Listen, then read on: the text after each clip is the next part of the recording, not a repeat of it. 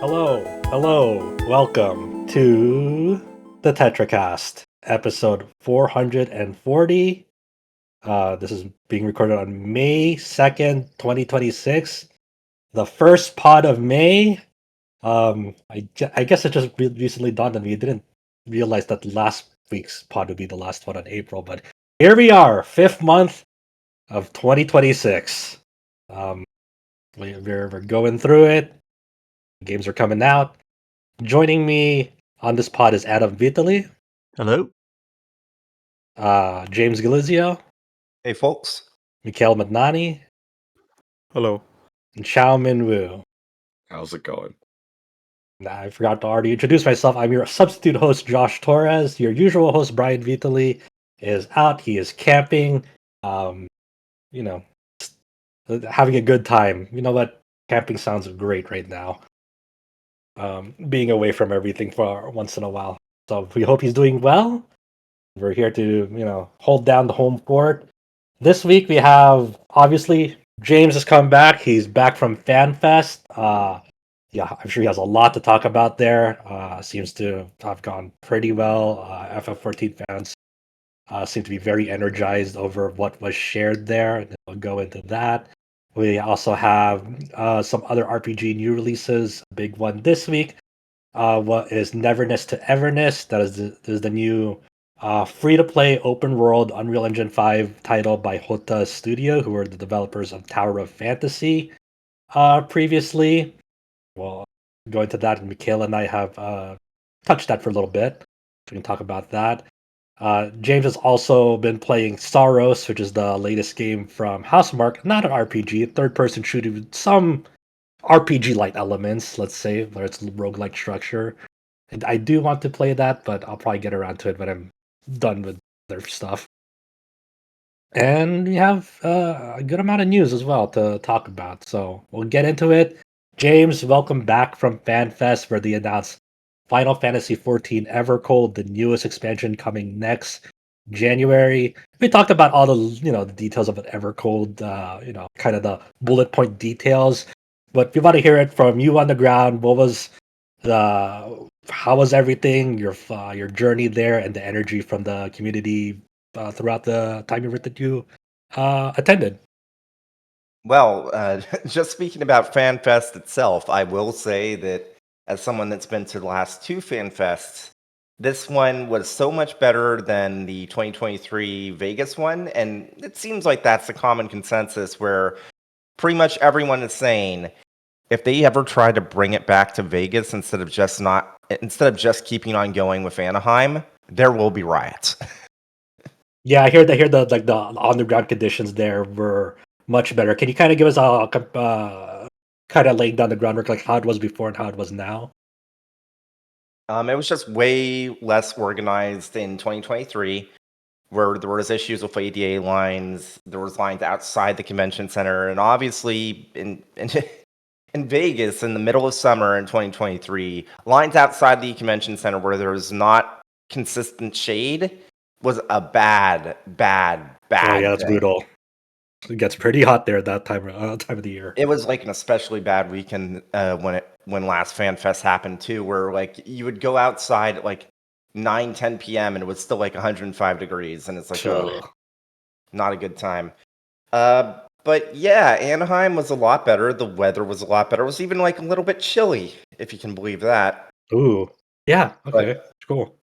But yeah, it's like no complaints about how FanFest was handled in terms of logistics this year, except for like one issue they had with the merch reservations, where it was supposed to open up at one time and then they accidentally opened it up early. So there was a situation where some people got in early reservation they weren't supposed to, and they weren't really able to cancel it. So it's like, I didn't do the merch line.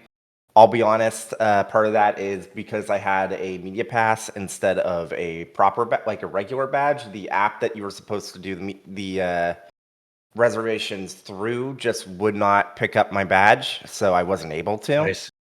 But I have an important question to supplement this with your experience. I heard there was a collaboration between FF14 and Jollibee. I heard that you visited a Jollibee. Yes. How is that? Was that your first time at a Jollibee? Yes. Oh man. Okay, I have important questions as a Filipino because Jollibee is one of the pride and joys of Filipino cuisine. What did you get at Jollibee? Well, I got the 14 box. So, full disclosure, and I did say this on Blue Sky. I guess that's like part of the media badge. I also gave folks like a $50 Jollibee gift card. So it's like, hey, Okay. you're gonna be in Anaheim. There's the Jollibee's like 10 minutes away from the convention center. You should go get Jollibee's. And it's like, okay, sure. So there's two 14 specific meals that they have that are part of it. They have like a chicken bucket and like three of the like boba drinks is one of them. The other one, which most people have been getting, is the 14 like meal box, which has a chicken sandwich, either regular or spicy, a chicken joy, which is just a piece of chicken, either regular or spicy, a one of the pies, either like a mango peach or ube, a Mm-hmm. side, and then the boba drink. And the first time I went pretty standard. I got spicy chicken sandwich, regular of the chicken joy, mango peach, and side fries. Oh, and it also has like a little cup of gravy too. Yeah. It was pretty good. Definitely one thing I will say is best possible experience for my first chance at Jollibee, because with how busy it was, guaranteed everything was fresh. So Oh yeah. That's that's good that you had a good experience. Like my Jollibee staple is usually the chicken joy, whether it's a piece or like a bucket, whether I'm sharing with family or friends. And obviously, they always still have like the side of gravy with the chicken joy, and I get the spaghetti along with that. It's like Jollibee's in America is okay, but the Jollibees in Philippines on another level. They are fucking incredible yeah, there. But it's good that more people are getting exposed to Jollibee. Always a unique chain, and I always have to express my joy when people get to try um Jollibees for the first time. Like, yes, more people need to try Jollibee. I feel like that's like my uh, as a Filipino, it's like that's something you have to do. That's like a birthright almost yeah. in that regard. So I that's do know a good. lot of folks were actually upset that the 14 collab isn't eligible at the actual Philippine. I heard Philippine. about that. That was weird. Like, wait a minute. This seems backwards. That is the I big think bummer part out of of it that. is that officially like 14 isn't supported in the Philippines. Oh, they're not like a So service there technically, yeah, even though you can access that. Okay. I mean you Yeah. can access it like in other regions, but Yeah. because it's not officially supported, maybe that's why they didn't It's do like it. an official region or center there. Hmm. Yeah. Still though, still huge fumble. Huge. Anyway, yeah, go on. Sorry about that. I feel like this is a pretty good segue to talk Yeah. about like the like FanFest itself, and not just in terms of logistics, but like what was there. Yeah. It's always kind of a similar thing where the main focus is the keynote address, which is where they announce the new expansion and give details about it. Obviously, you talked about that last week. I will say, for context, I'm not sure if this was mentioned, what the like sheer amount of stuff they announced and how in depth they went into like certain aspects of the next expansion this year was way different from usual.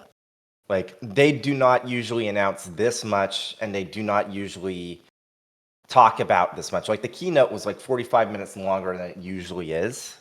Put in perspective, because usually it's an hour and a half. This year it was like 2 hours and 15 minutes.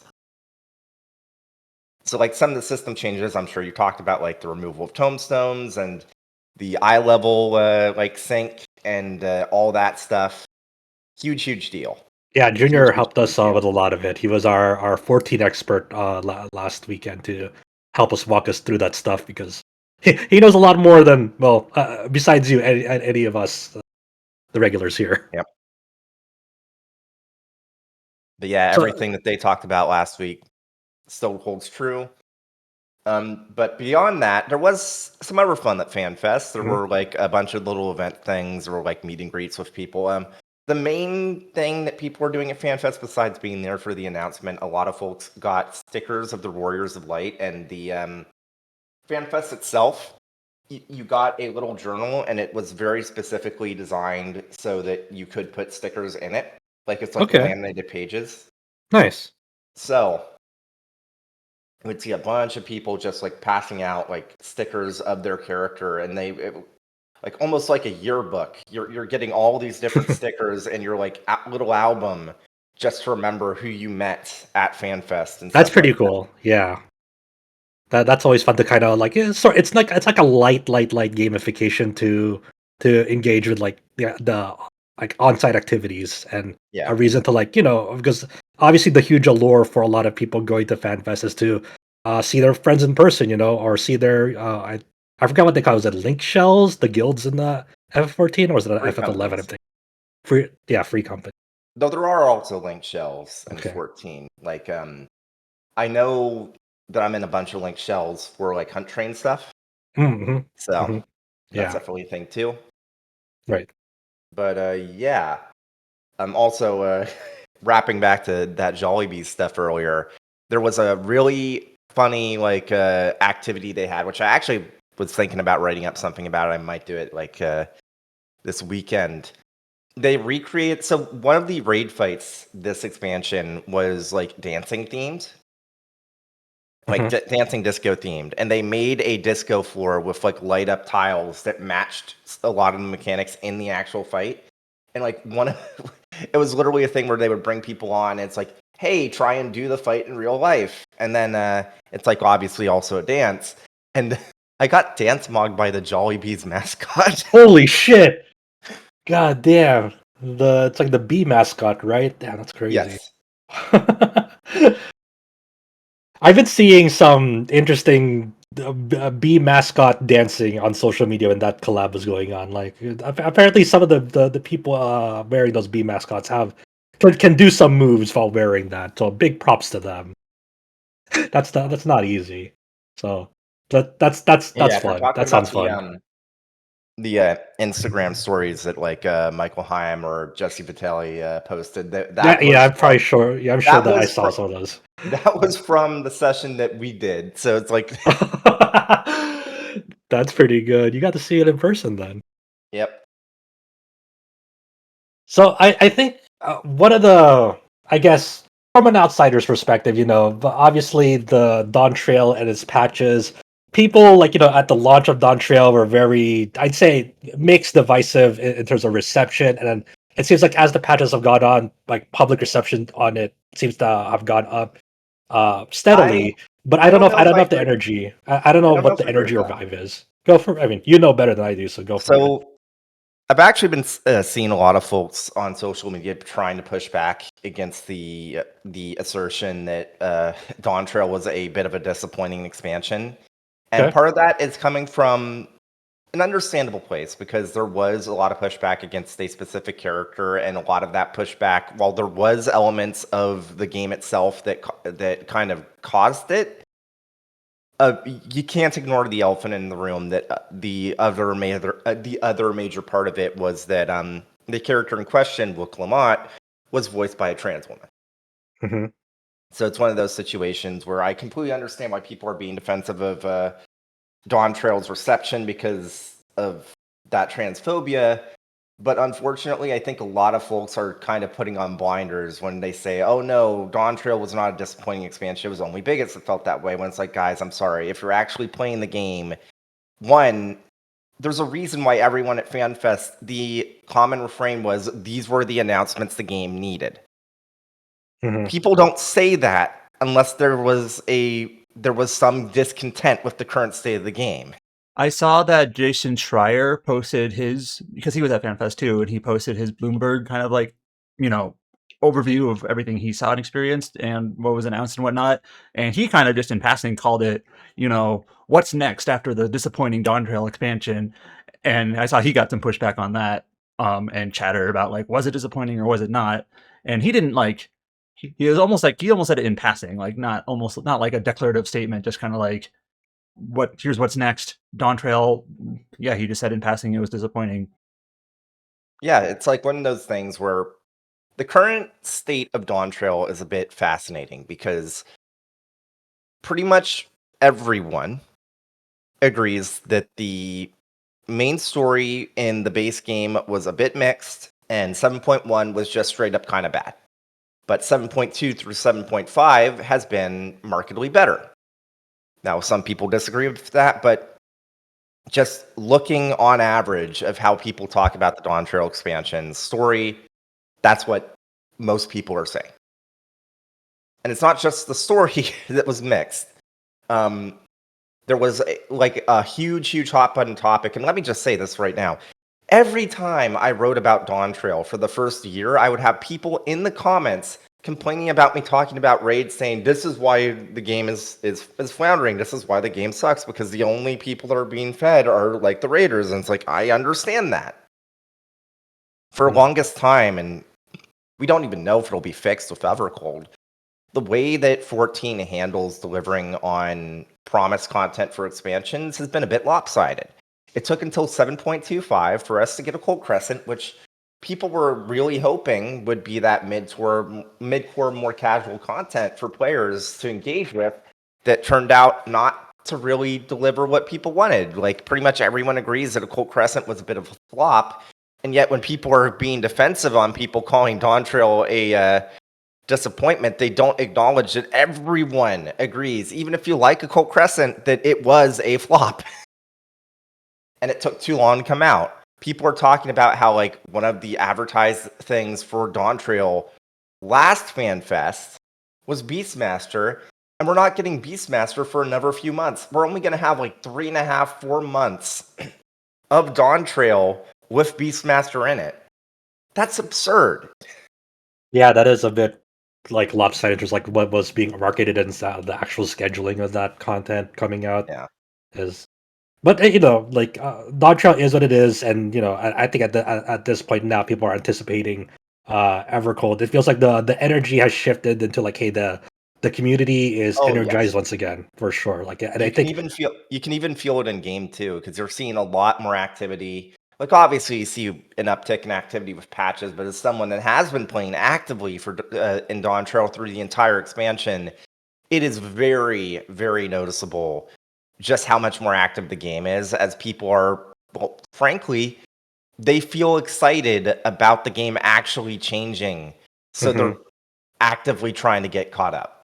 Yeah, I think Junior sort of walked us through this, and from what I understand, it's not just like, yes, there'll be more main story, but hey, they're actually rethinking how to play and how people engage with these jobs and classes that they're playing. They have like this new, I think it was called there's like evolved form, so like there's a reborn form, which is Yes. how they're playing it now, and then like an evolved form where they're going to change the way that people play their jobs, and the way and so the jobs are more in line with how the roles are supposed to be represented. Because now what it feels like at this point, and correct me if I'm wrong, of course, but what it feels like right now and what it's been for a while, it's like it feels like people are playing a sort of like a diluted form of what that job is supposed to be. Yes. So it's been a major pain point since I started playing the game, honestly. Like, people are complaining about this in Shadowbringers, and then Endwalker just doubled down on it, and then Dawn Trail, by the team's own admission, was, we're not going to rock the boat. This is going to be the safe expansion. And it's really funny how people now are like, another kind of element of the discourse talking about like Dawn Trail's disappointment is people are now saying, yeah, now it's obvious that Dawn Trail was a bit of a filler expansion. Not in terms of story, to be clear, but in terms of the team knew they were going to be making those massive changes for the next expansion. It's pretty clear now why some of the things that happened with Dawn Trail happened the way they did, was because the team has been working on these heavy reworks of like system level stuff. So Yeah, I think think that's it's safe. I think from an outsider's perspective, I think the most interesting thing to me is when these evolved forms start rolling out. Is I'm sure people will do compare and contrast of like, hey, how is it right now versus how did they change it into yeah, these evolved forms? And I think that's the thing that as and even an outsider, like intrigues me the most. it's exciting because, like, pretty much everyone has agreed that like job identity has kind of been terrible for the last like 4 or 5 years, and it's just gotten worse over time. So what evolved mode does is it like simplifies the button bloat, and I'm sure you talked about this all last week, by making combos like kind of just auto combo to a certain extent, but also by deleting the 2-minute meta, which is a whole thing I could go on and on about for like Yeah, hours. it's okay. Well, Yeah, we'll trust that. I Yeah, was we'll about trust to you get for it. there. To be as simple as possible, the 2-minute meta was a thing where the way 14 is currently designed and has been designed for the last like 3-4 years, technically even Shadowbringers, was fights would be designed where things would happen every 2 minutes, and jobs would basically do their burst and their party buffs every 2 minutes. Which meant, because that's the way the game was designed, if any job wasn't adhering to that 2-minute meta, they would be underperforming, which meant that jobs had to be shoehorned into working in the 2-minute meta. Nice. And as an example, at Endwalker's launch, the one tank that wasn't really part of the 2-minute meta, which wasn't really bursty, was Paladin, and had a rotation that I actually really liked in 6.0. They changed it in 6.1 to make it more bursty with a rework so that it would adhere to the 2-minute meta. And that's exactly what people are talking about when they say that they did not like that, because job design was a secondary or even tertiary concern to whether or not a job would perform with this idea of what the dev team had for how the game would work. And by their own admission, that was a bad idea, because not only did it impact job design, but it also impacted fight design, because things had to be designed with that 2-minute meta in mind. Yeah. Now, by getting rid of party buffs entirely and making it so that timers aren't like lined up with different classes, that means that rotations for jobs can be dependent on the job themselves, because it's like, okay, all that matters is knowing your kit, knowing what things you can use when in fights. For example, like Bard has a thing where it can now do like a regen for the party or shields for the party or stuff like that. And it's like the way its rotation works based off of what they showcased of the evolved mode is it doesn't really matter which of those they do first, because it's part of the same rotation. Since no buffs are applied and you're doing all of it anyways, if you hit those buttons, no matter which order, it's gonna be the same damage as long as you hit those buttons. But now the skill is going to be, okay, knowing the fight and knowing, okay, it's better to use this part of the combo first or this part of the combo first. We're looking at Dragoon, which has a very technical, like, positional focused kit now.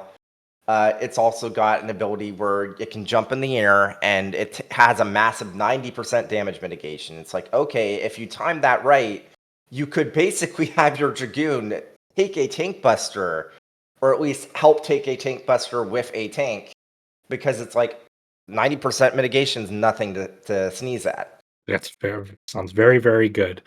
Chow, I didn't mean to cut you off earlier. What did you want to say? My bad. Oh no, I was getting the exact same topic that James was talking to. It's like they've been doing like the same gameplay for 4 expansions straight, so I think Three it's good to expansions have straight. this. Three. Is it free? I feel like it's from Stormblood and No. Walker. Stormblood wasn't the 2-minute meta, because like it had party buffs, but they were staggered, so it wasn't everything on the same 2 minutes. Mm. And it's like Shadowbringers was when they were really starting to codify. Like there were still some jobs that had like buffs that weren't on 2 minutes, but it's when that shift really started to like take focus. And then Endwalker and Dawn Trail is when they like were like, okay, everything has to be like this. And now they're admitting it's like, that was a mistake. We are sorry. And it really is funny hearing them say that when I remember during Endwalker and then Dawn Trail, they were saying, oh yeah, this is how we're going to keep going for the foreseeable future. And very clearly they realized, actually, no, the people complaining about it were right. Yeah, there was so many like content creators that kept complaining about the 2-minute window on FanFast and stuff to them, and it sounds like, yeah, I guess maybe I'll come back to playing Evercold. I don't know. I stopped playing Dawn Trail because I feel like I'm playing the same game over and over, and I just needed some breath of fresh air or so. I mean, you can pay for the new subscription on Switch too. That's a nice breath of fresh air. Oh my god. Oh my god, there's no Okay, way. we won't get into that again. We went into that a lot, quite a bit last weekend. But I think James, in general, obviously, you've spoke with a lot of people, with your time there, and you wrote up some stuff for the site on it. It's like I'll let you take the floor on that one in terms of like both community feedback and response, and also what you heard from the developers themselves when you spoke to them there. Well, unfortunately, there wasn't really any one-on-one like Oh, Q okay. and A's. There was like just say like you submitted questions to a Q and A, and then my questions got answered. Mhm. And every other site has kind of put up information about that so far. I didn't really think it was for RPG site Okay. really relevant. It was like a lot of like getting into the weed stuff. So I didn't really write up about Okay. it, but it's like yeah. But yeah, again, like I said, like half an hour ago at this point, 14 has been in a bit of a rough state. Dawn Trail was an expansion with a very mixed reception, no matter what people want to admit or not. It was an expansion with a very mixed reception. But these announcements is what the game needed, and you can feel it. The people When- are actually playing the game, and everything are feeling a lot more positive, and it's infectious. It's infectious. You're seeing a lot more people hop back into the game because they know that by early next year, things are going to be radically different, and it feels good. It feels good. When is the next fan fest event? So obviously, because these things are staggered info releases because of the numerous fan fests that take place. Like, when's the next one again? I believe it's either June or July. I think it's July. Is that the one in Japan or in Europe? Europe. Okay, got it. Okay. Anything else you want to share on your during your time there? Nothing specific, really. Okay. Okay. Cool. It was besides FanFest itself, it was fairly uneventful because Anaheim is close by. Every night I just went back and was able to sleep in my bed with my cat. Yeah. Yeah. Don't have to worry about lodging. Cool. All right. Well, thank you for your report back on FanFest, like always, and it's good to see that there's. I'm very surprised that they didn't mention FF14 mobile there, because I believe that's out in China, right? It's dead. It's dead. Oh, what? It's okay. It's not actually dead yet, but it's like it's very clearly not working out. Oh, interesting. Okay. I didn't know that it was such in a dire state. I heard that it released some time back, and I didn't know what was going on. Yeah. Before we move on, Mikhail, you wanted to mention that you wanted to bring something up. Yeah, James, did you watch the performance of the Primals and the piano concert? Yeah. So like, did they like give you a recording or something, or how did that work? I was at FanFest, so I was able to just go and listen to it in person. No, did they give you any way to watch it after that, or was it just like a one-time thing there? No Blu-ray or anything? Was just No curious. Blu-ray or anything. They'll Okay, have fine. recordings later that they'll sell of it, like because they're like Okay. have recently been selling recordings of last FanFests, I think. So Okay, cool. Yeah, I saw some clips. It looked like a pretty great concert. yeah, it was a good time. I mean, that very talented band. They're very consistent. If nothing else, they always bring the heat. Cool. So that is James's time at FanFest. A lot of exciting stuff happening in the future for FF14, and more to come in the coming months as the FanFest at other locations happen over the next several months. Thank you for that. Moving on here, our next game will be Neverness to Everness. I'll just abbreviate it to NTE for my own sanity here. Mikhail and I have been checking this out, and like I said earlier, there's the new free-to-play RPG by Hota Studio. I know you only got to play it briefly, Mikhail. I know I played a little bit more than that, so I'm curious. First off, like, what are your like initial impressions? Because there's also one of those games like, hey, it's built on Unreal Engine 5 and has all the bells and whistles of people who are into UE5 technology, let's say, with powerful hardware. For me, I have a 3080, so I'm only using like high default settings with no ray tracing, and I think I used DLSS on it. But how about you? Like when you first tried it out, what did you think?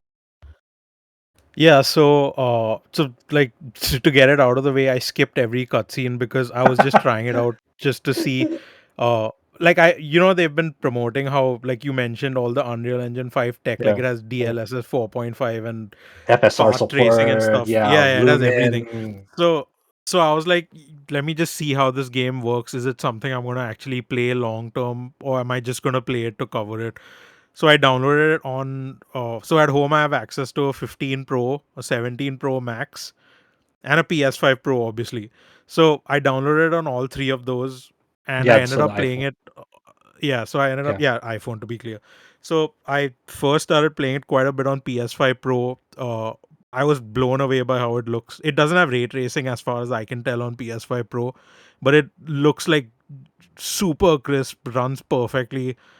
I skipped the cutscenes, like I said, because I just wanted to see how the game runs initially. But I don't know, I started getting into it because like it has like open world tropes with, like, the towers and like these random activities and stuff, but it's actually in a city, which is kind of like a different experience for me, because after playing all the gacha games which have these things in like a more of an open field fantasy type thing or whatever, like here feels a bit interesting. But before getting to the gameplay stuff, which we'll discuss, yeah, so just quick impressions of the tech aspect. On my iPhone 15 Pro, it's kind of pushing it quite a bit. Like the iPhone 15 Pro is now what, over 3 years, I guess. 2 years. It Oh, wasn't yeah, that is 60 3 years. Yeah. FPS. Yeah, so it wasn't 60 FPS. It defaulted to the high preset, and I think it was 30, but I didn't want to play it at 30, so I set it to 45. Was seeing some drops over there, and it just wasn't a great experience. I installed it on my dad's iPad Pro M5, which is like the newest model. Over there it was 60 FPS and like everything was like maxed out or whatever, but the resolution was not great. But still, I guess it's unfair to expect like what I was getting on the PS5 Pro on a device which doesn't have active cooling. But I was pretty impressed with how it looks on mobile, on the 17 Pro and the M5 iPad, which are like literally the top end on tablet and top end on phone. But the one thing that, like, this is a game which they've been promoting so heavily with Nvidia stuff. I didn't realize how much they've been promoting it for Sony stuff also. Like it has all the like PS5 DualSense stuff, like adaptive triggers when you're Oh, okay. driving, different haptics depending on what you're doing, like all the, like All the when bells it's and particle whistles. effects. Yeah, it has Mhm. everything almost. I think except for the speaker on the controller, it uses, and it doesn't have the light bar. So I thought of you. I was like, Josh can enjoy this game. So that's just a reference to a previous episode if you like not paid attention. But yeah, very happy with how it is on PS5 Pro. Very colorful. It has like, did you try the photo mode? It has this Persona 5 frame which made me laugh. But Oh yeah, yeah, it, I kind of messed around the photo mode. It seems pretty robust because there's like an in-game recording feature as well. On top of that yeah. too. So like Yeah, but yeah, they're like since you've played more of it and like you've actually paid attention to the story, like why don't you tell me how you've yeah. been feeling of that aspect? Sure. So the game kind of has a centers around supernatural urban themes. That's kind of the tagline of the game.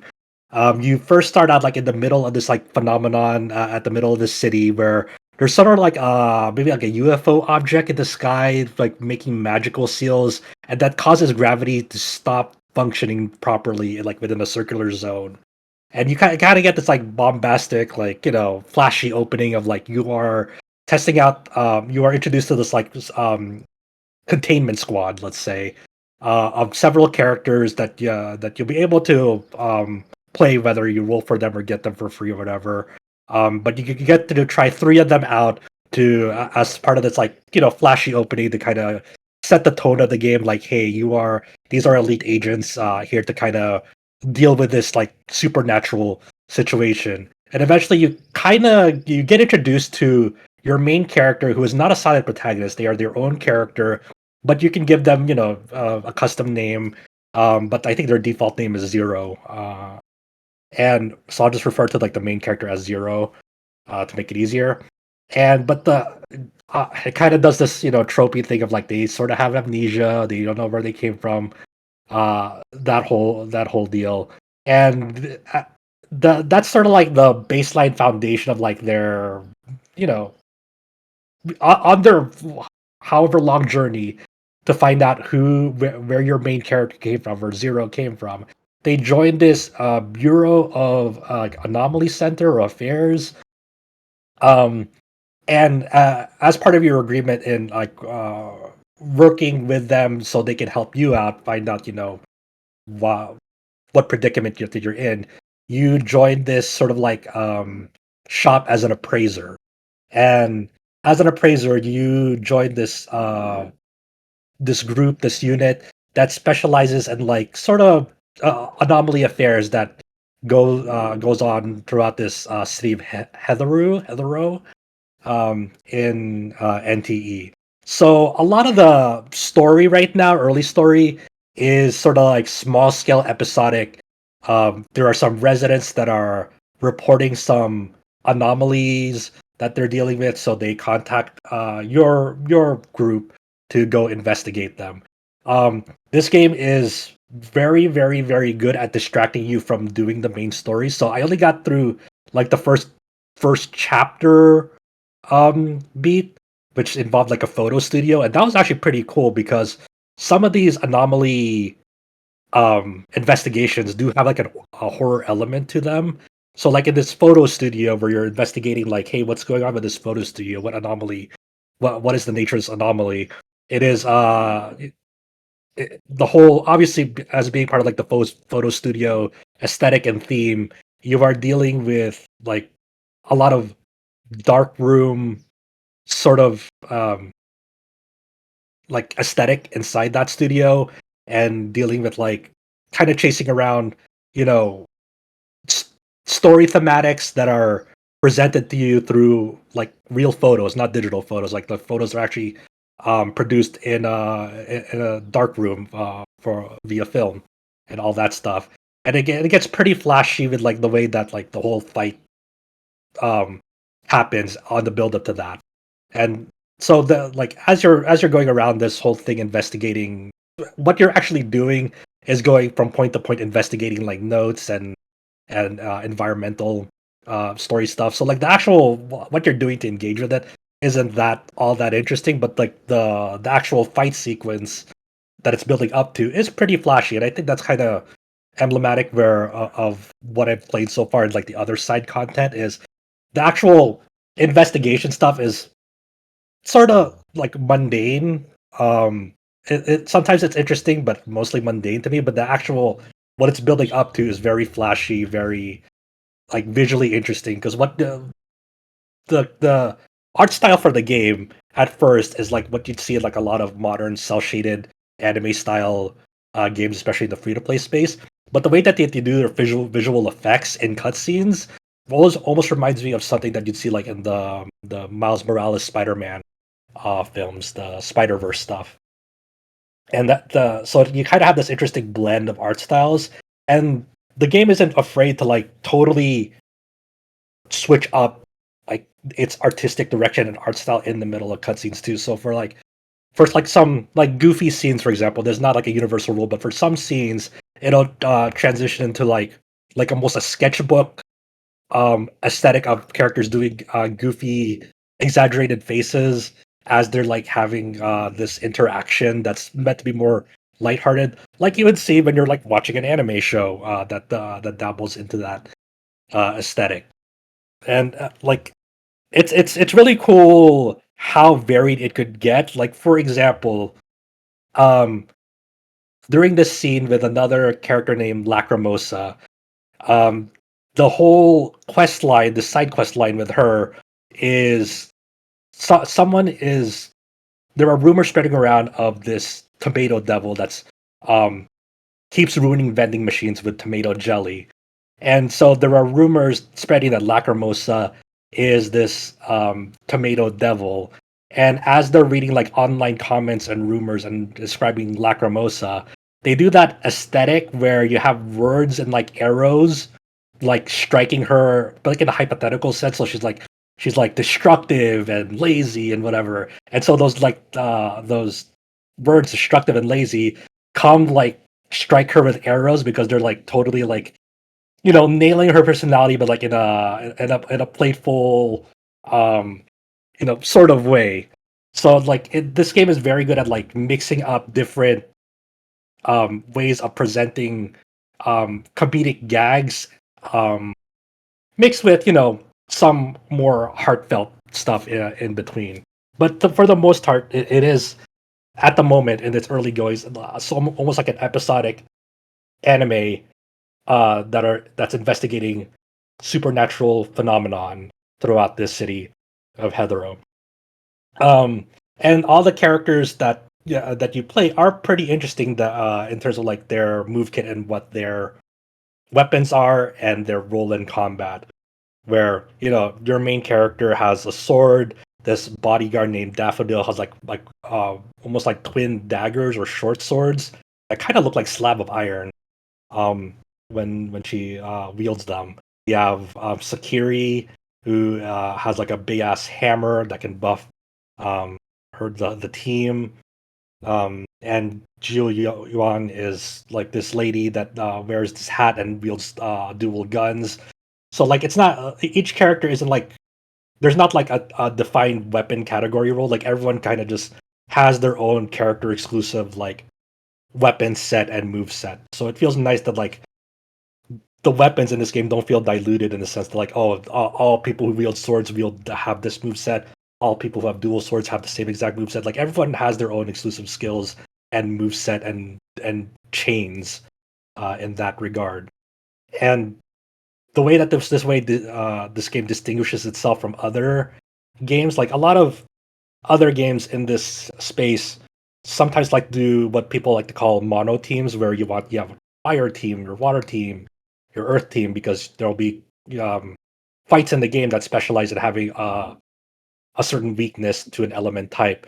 While this game has something called the Esper cycle, and the Esper cycle are ostensibly a series of elemental reactions of characters elements. For example, like Zero has the cosmos element, and Nanali has the anima element. So if I were to beat up on enemies with Zero for a while using her skill, her attacks, eventually Nanali's icon during the fight will light up, and when you switch over to Nanali, it'll do what's called like an Esper reaction. And since those two elements, Cosmos and Anima, do share an Esper cycle, it'll activate the Blossom effect, meaning that it'll leave like a sort of little pool of waves that will continually fire out projectiles towards enemies, because they have two matching elements that cause that Esper cycle. There's another one between like Daffodil and another character named Bitesong, who have share an elemental reaction that can, I believe, shred armor in that regard. So, and these buffs and debuffs are pretty substantial. So, teams generally, like team building is uh free form or restrictive. I guess it's up to you whether you prefer like mono teams or not. But it is built with that Esper cycle in mind if you want to get the most bang out of your buck out of the team instead of like just picking all willy nilly of like your favorites that don't have elemental reactions with one another. And but it does have that sort of same cadence that you see in other games of like, hey, you are constantly switching out characters. Some characters you switch in there to do their ultimate and skill, then switch out. Some characters you leave in there longer because they're like the main DPSs of the team.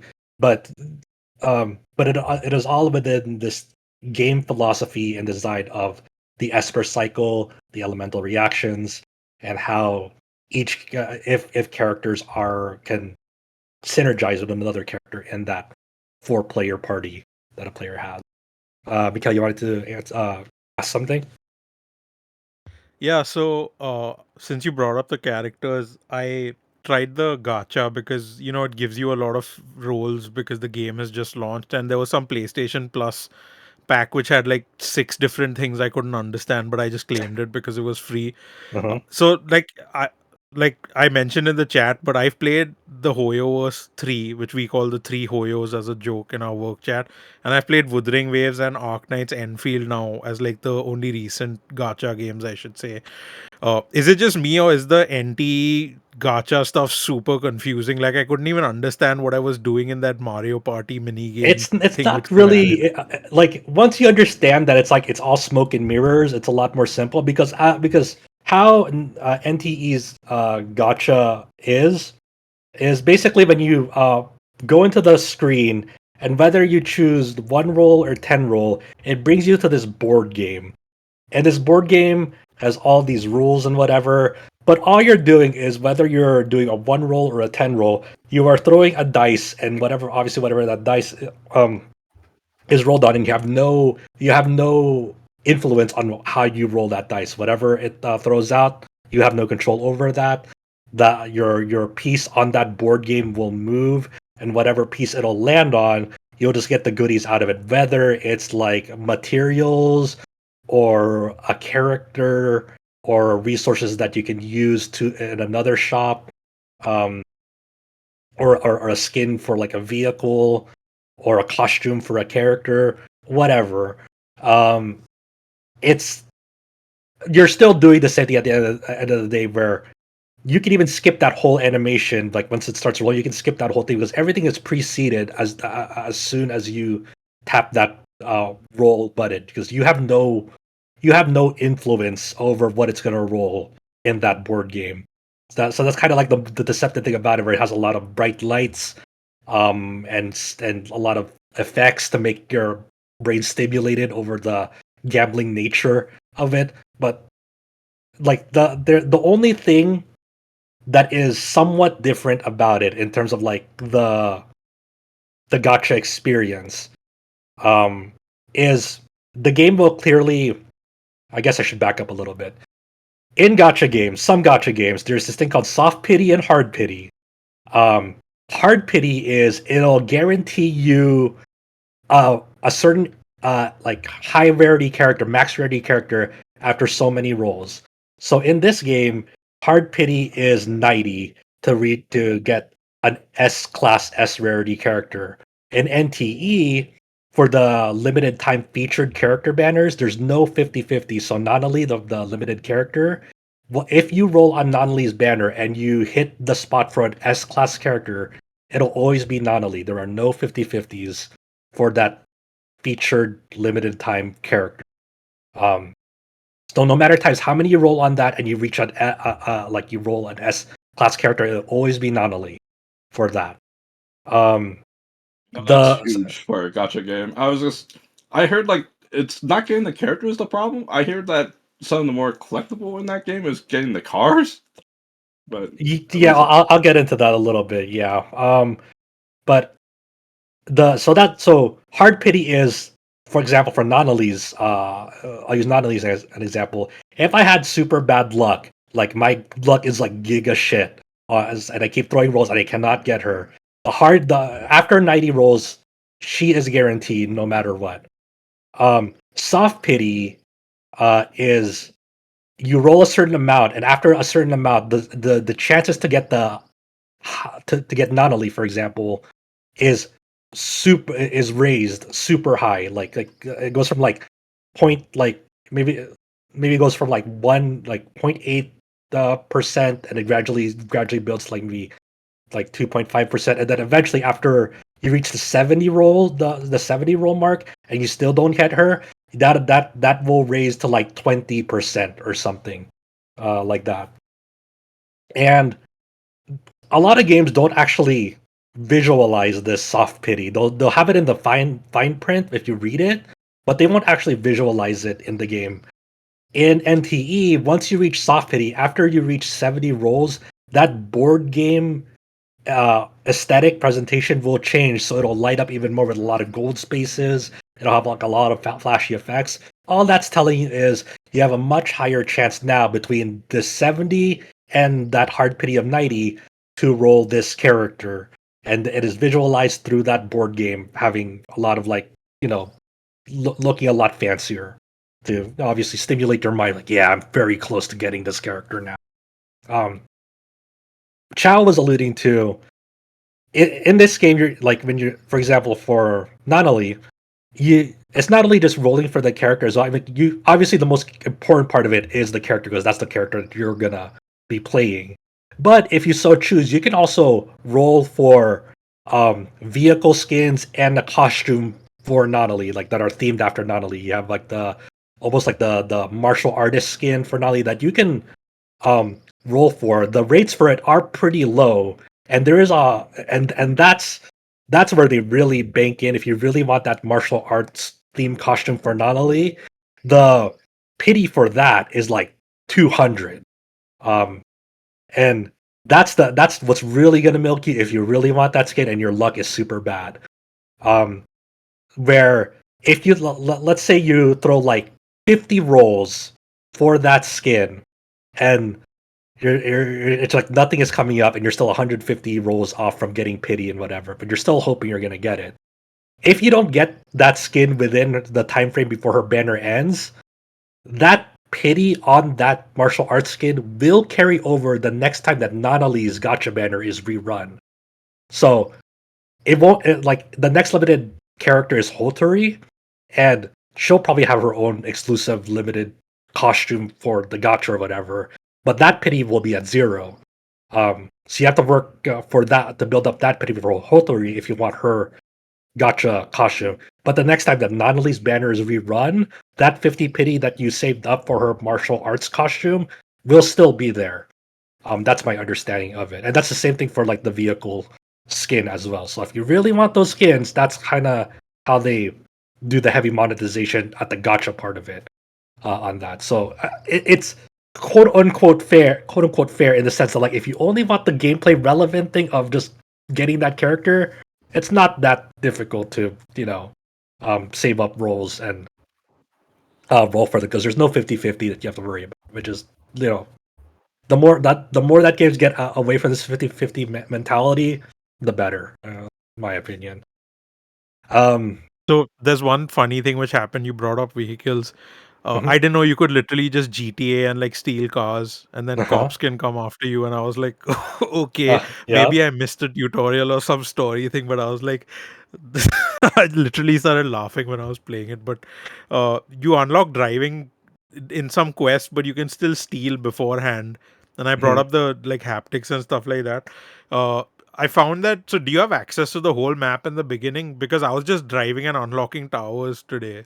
You do for like 80 to 90% of it. There's like a section at the left part of that open world where like it leads to like a rundown manor, and if you try to go through the gates on that, you'll be kicked out, and you have to do a side quest to unlock that section of the map. Oh, But I see.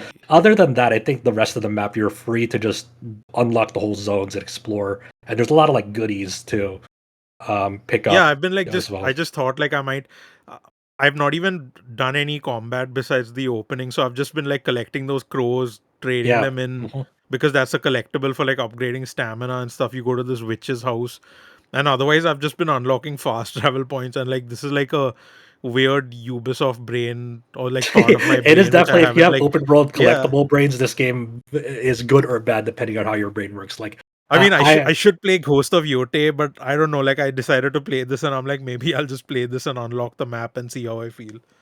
I'll be honest, I've been a little bit degenerate of it in terms of like I have like an interactive map to like mark down any crows that like I collect. So when it comes time to like finding the last crows eventually, when I get there, I'll at least have an interactive map to cross reference. Like, okay, what am I missing on that? Because it has crows, it has anomaly reports, it has side quests. There are even some like hidden ones on there that for people to find.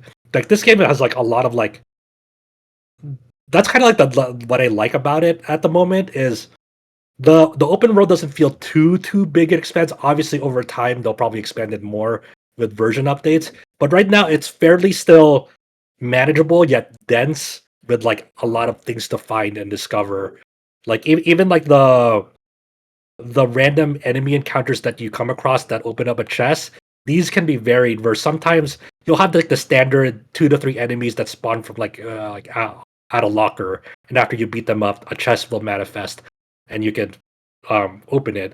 But some of them will like you'll go into it, and it'll be like a mini boss that you fight, and some of them have like really cool aesthetic. Like I saw these two ones where like are like kind of sketchbook themed, where like they looks like they came to life from a drawing, and they have like a fantasy theme. Like one is like a knight, one is like a big animal that you're fighting, and they look like they've like came alive from like a children's like notebook.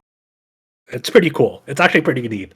Like fighting these, like, oh, that's pretty cool that they included this, and the premise, they can kind of just get away with anything with the premise because this is all based on like it's anomalies, it's supernatural, and all that stuff. Also, as you were talking about with freebies, on this, they've actually been, I hate the word using generous on this type because like these games are like obviously they're going to make you feel good, giving you a lot up front, and then obviously over time we'll see what's the actual income for people earning free stuff versus like how much you have to pay for. And obviously, there's nothing bad with like, if you like the thing, you want to support it and you feel good about sticking with it. Obviously, you can pay money if you want on that. But aside from like the pre-registration rewards that like they give to everyone, which is like, there's like 15 limited rolls, and then you have standard banner currency as well. They also have a free S class S rarity limited selector after you do 50 rolls on the standard banner. So after you do 50 rolls on that, you actually can choose which standard character you want. And on top of that, this game released a week early in China, and China had a lot of bugs in its release, and that they had to hot fix. And obviously, they gave compensation to China, but like the big compensation stuff that they gave to China, which is 1,600 of the banner currency that you can convert to either the limited or the standard banners.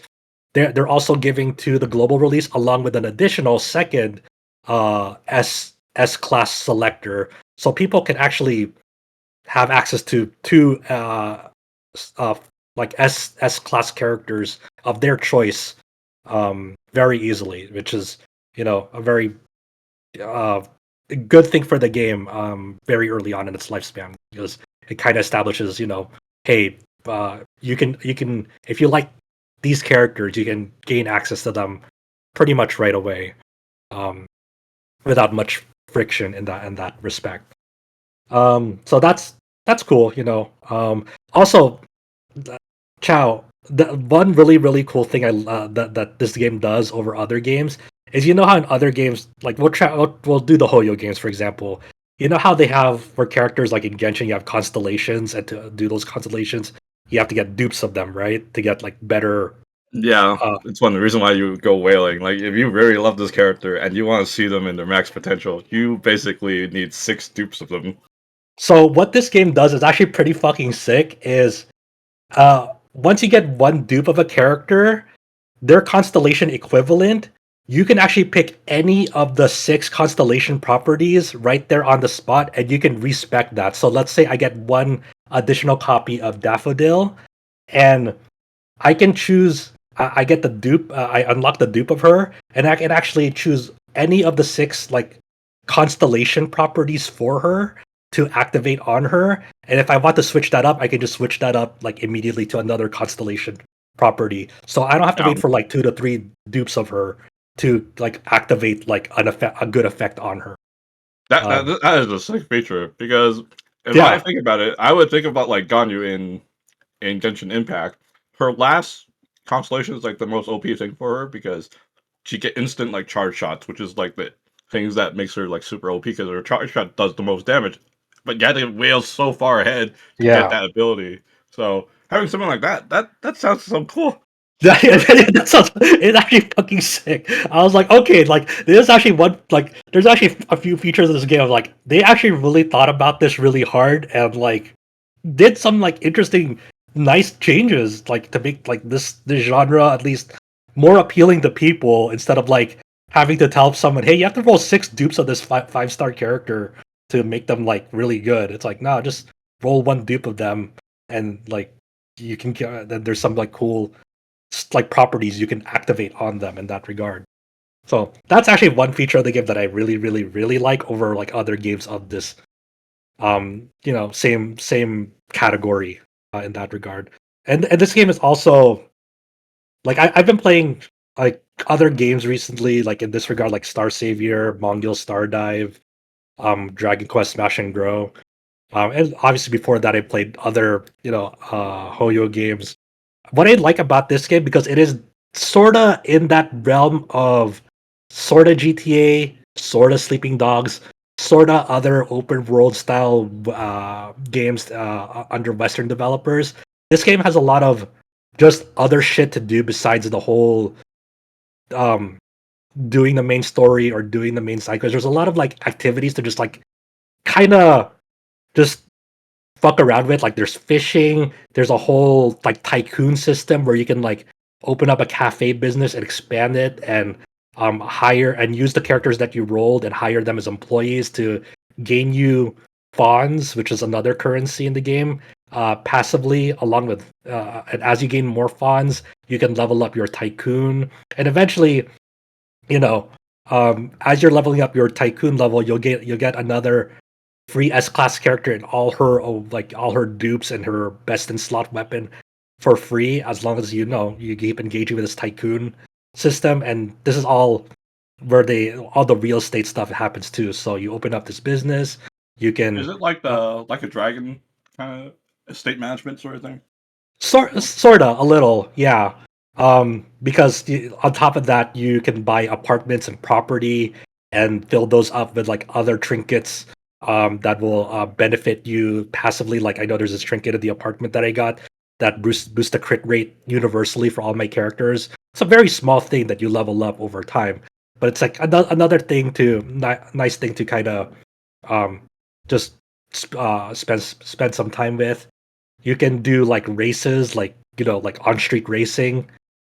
In this, you can. I think I already mentioned fishing. I do have a qualm about like you can play Tetris in this. There's like a Tetris mini game, and it's just straight up Tetris. But it has the worst fucking controls of a Tetris that I've ever played, because it has control latency, which does not feel good on a Tetris. Oh. Yeah, I don't like that.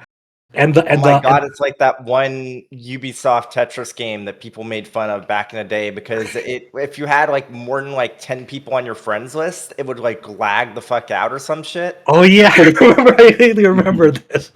Fuck yeah. Do your So G spins with 8-frame input lag? God, I oh, it feels so bad. I tried it out earlier today. And also the button mapping on this Tetris is weird because yes, if you want the instant drop, it's still up or triangle, but the instant the rotation is up or triangle, like counterclockwise and clockwise, but to instant drop it is X. So you can accidentally like instant drop things without thinking about it because you press X and it'll just like instant drop. Like fuck. Um, so control latency on top of like a very easy to fuck up controls because the instant drop is on X is X as in like PlayStation controls X too. Um, it doesn't feel good. That's unfortunately the Tetris in this is kind of not good to control. Um, and there's a whole bunch of other fucking things like running the cafe yourself and like fulfilling orders. You have this whole bank heist system that you can engage with, and you can do that with multiplayer as well with other people to really maximize your earnings in that bank heist mode.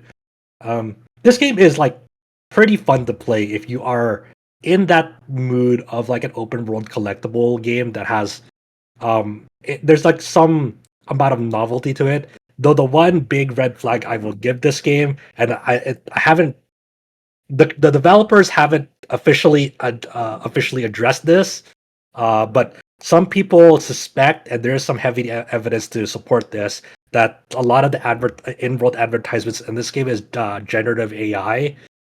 There's definitely this one poster like in a subway that has like these two characters that are almost has the exact same like posture as like some characters do in that Weathering with You movie.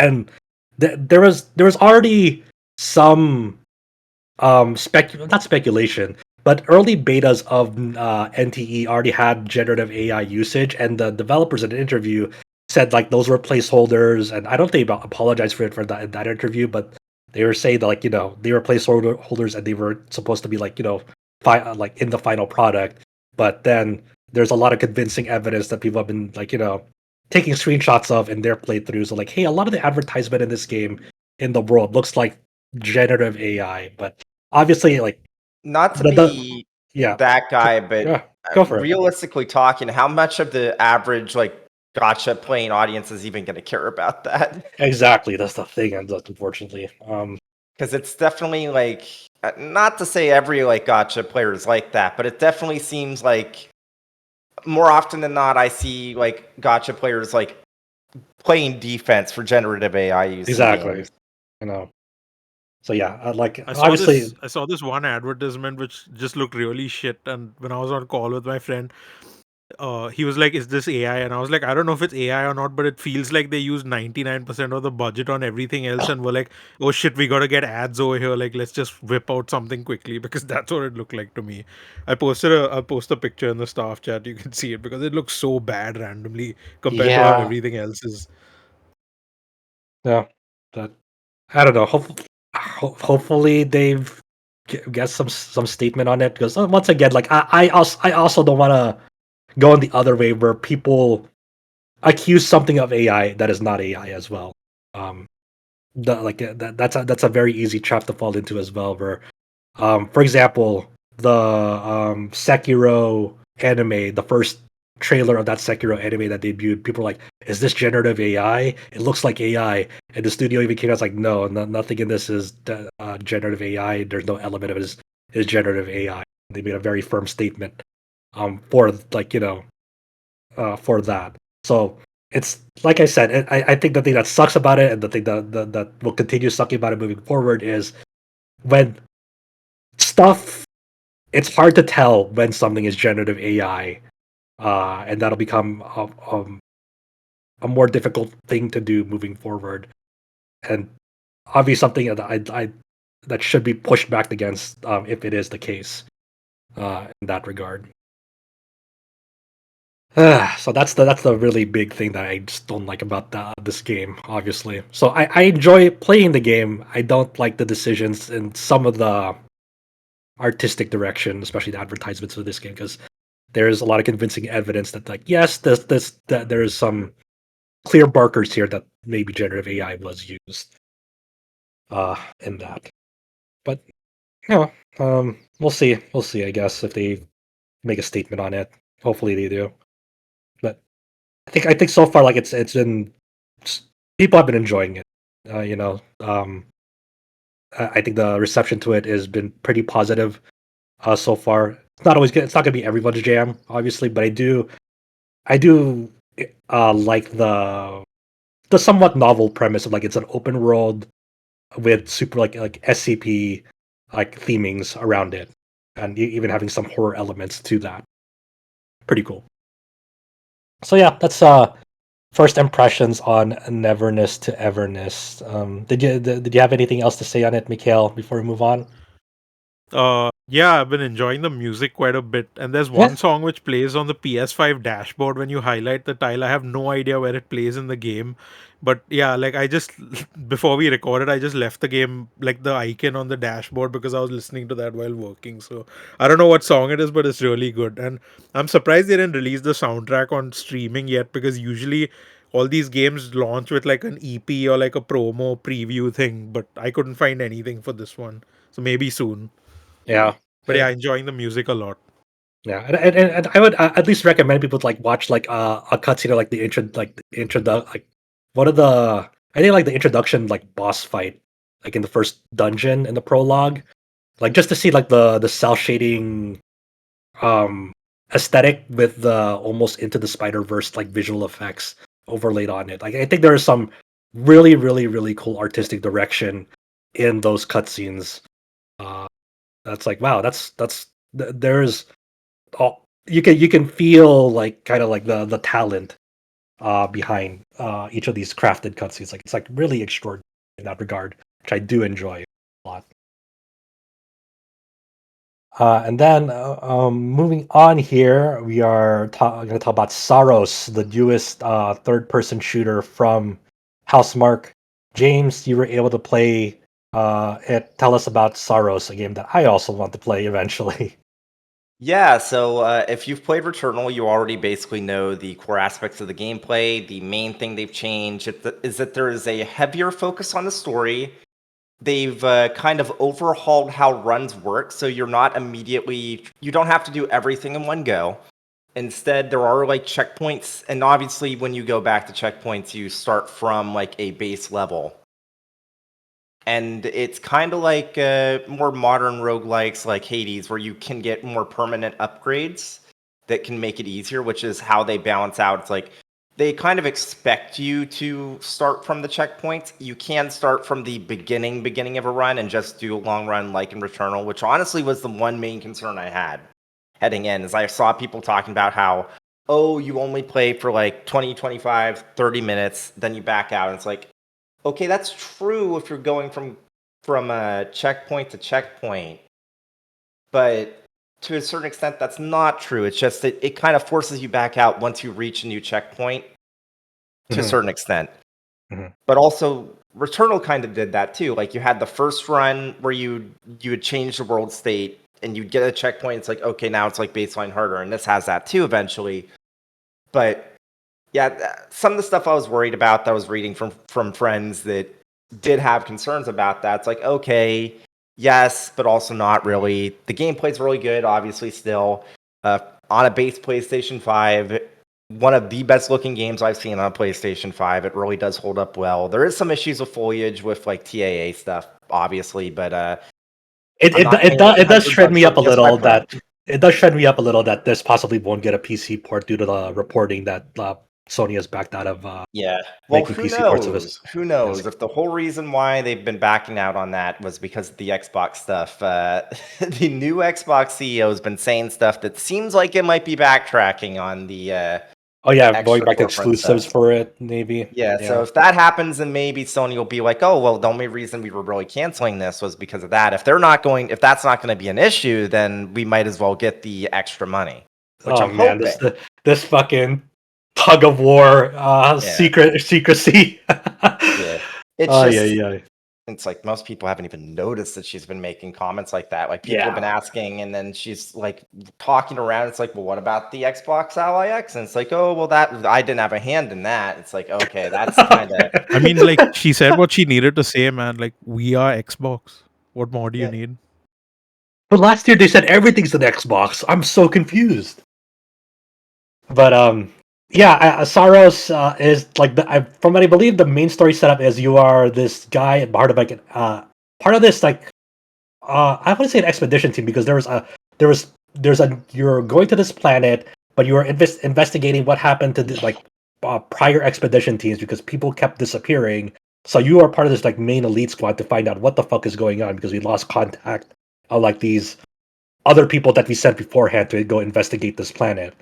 And that is sort of the main main premise of it, and you're kind of just thrust into it from the get-go where I don't know the main character's name. Do you remember? Of Returnal? No, I don't remember. Not Returnal, Saros. Devraj, I think. Devraj? Arjun. Okay. Arjun. Okay. Yeah. So Arjun wakes up and he's not exactly sure what's going on, but you're kind of the main thrust of the game is finding out, hey, what the hell happened here and what the hell happened to these people. So it's a relatively simple premise, but obviously Housemarque isn't like super narrative. Most of the stuff in the Housemarque is like you're really there for the gameplay, and the story is can be good once in a while, but it's really more of a secondary element over their bread and butter, which is very responsive arcade style gameplay in that regard. And as you were saying, James, like some of like the mechanic stuff that makes this um different from Returnal is the shield that Argent has, where it interfaces with certain colored bullets. Like it can absorb blue colored bullets. For red bullets, you want to parry, and then yellow bullets are ones you want to dash through. But there's also this corruption element to the game, where if red bullets hit you, they'll take away your max life cap, but in exchange, like it enhances like your the way that your weapons work. From what I've read and watched in that regard. And a lot of it is that like that main push and pull over as throughout a run, you're picking up resources that can increase the rarity and value of the drops that you get in that run, which is a lot like Returnal in that regard, uh, maintaining that same philosophy. And but as you mentioned, unlike Returnal, there is more persistence in the progression systems due to this whole tech tree that you can invest in, and this sort of where the RPG light elements start coming in, because you can technically build up your character um, the as you're continuing to play this game, and it it keeps it adheres to that same philosophy of that bullet ballet that Returnal established, where a lot of the fights that you're up against, you are dodging or now interfacing with like a lot of bullets that are coming your way in certain patterns, whether it's like a 45-degree angle, whether it's something you have to go jump through, something that you have to specifically parry towards it, like the bullets are like in a circular formation, but the red one that you can parry back is like in the middle of that bullet formation. Stuff like that, where they get pretty creative with how you because it's less about aiming and shooting, because the auto aim is very generous in that regard. It's more about positioning yourself to minimizing the risk that you're taking as you're traversing throughout each level in that regard. Mikhail, you wanted to say something? Yeah, so before launch, like I read a few reviews, but then I was gonna get this anyway, so I just decided to ask a few folks about it.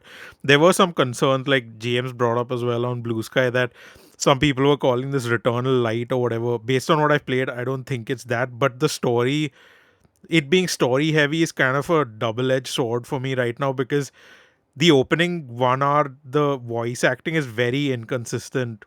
Like Rahul Kohli, who voices Arjun, is amazing, which I expected based on just him as an actor. But some of the other stuff just feels poorly directed, not bad voice Yeah. acting. I'm just a bit confused with how inconsistent it feels, because like it's not so bad. It's not as bad, I should say, as like Zelda's voice direction in Breath of the Wild and Tears of the Kingdom, but it's kind of giving me those vibes where it's like, if you were doing it this way, you should have just like had a text box.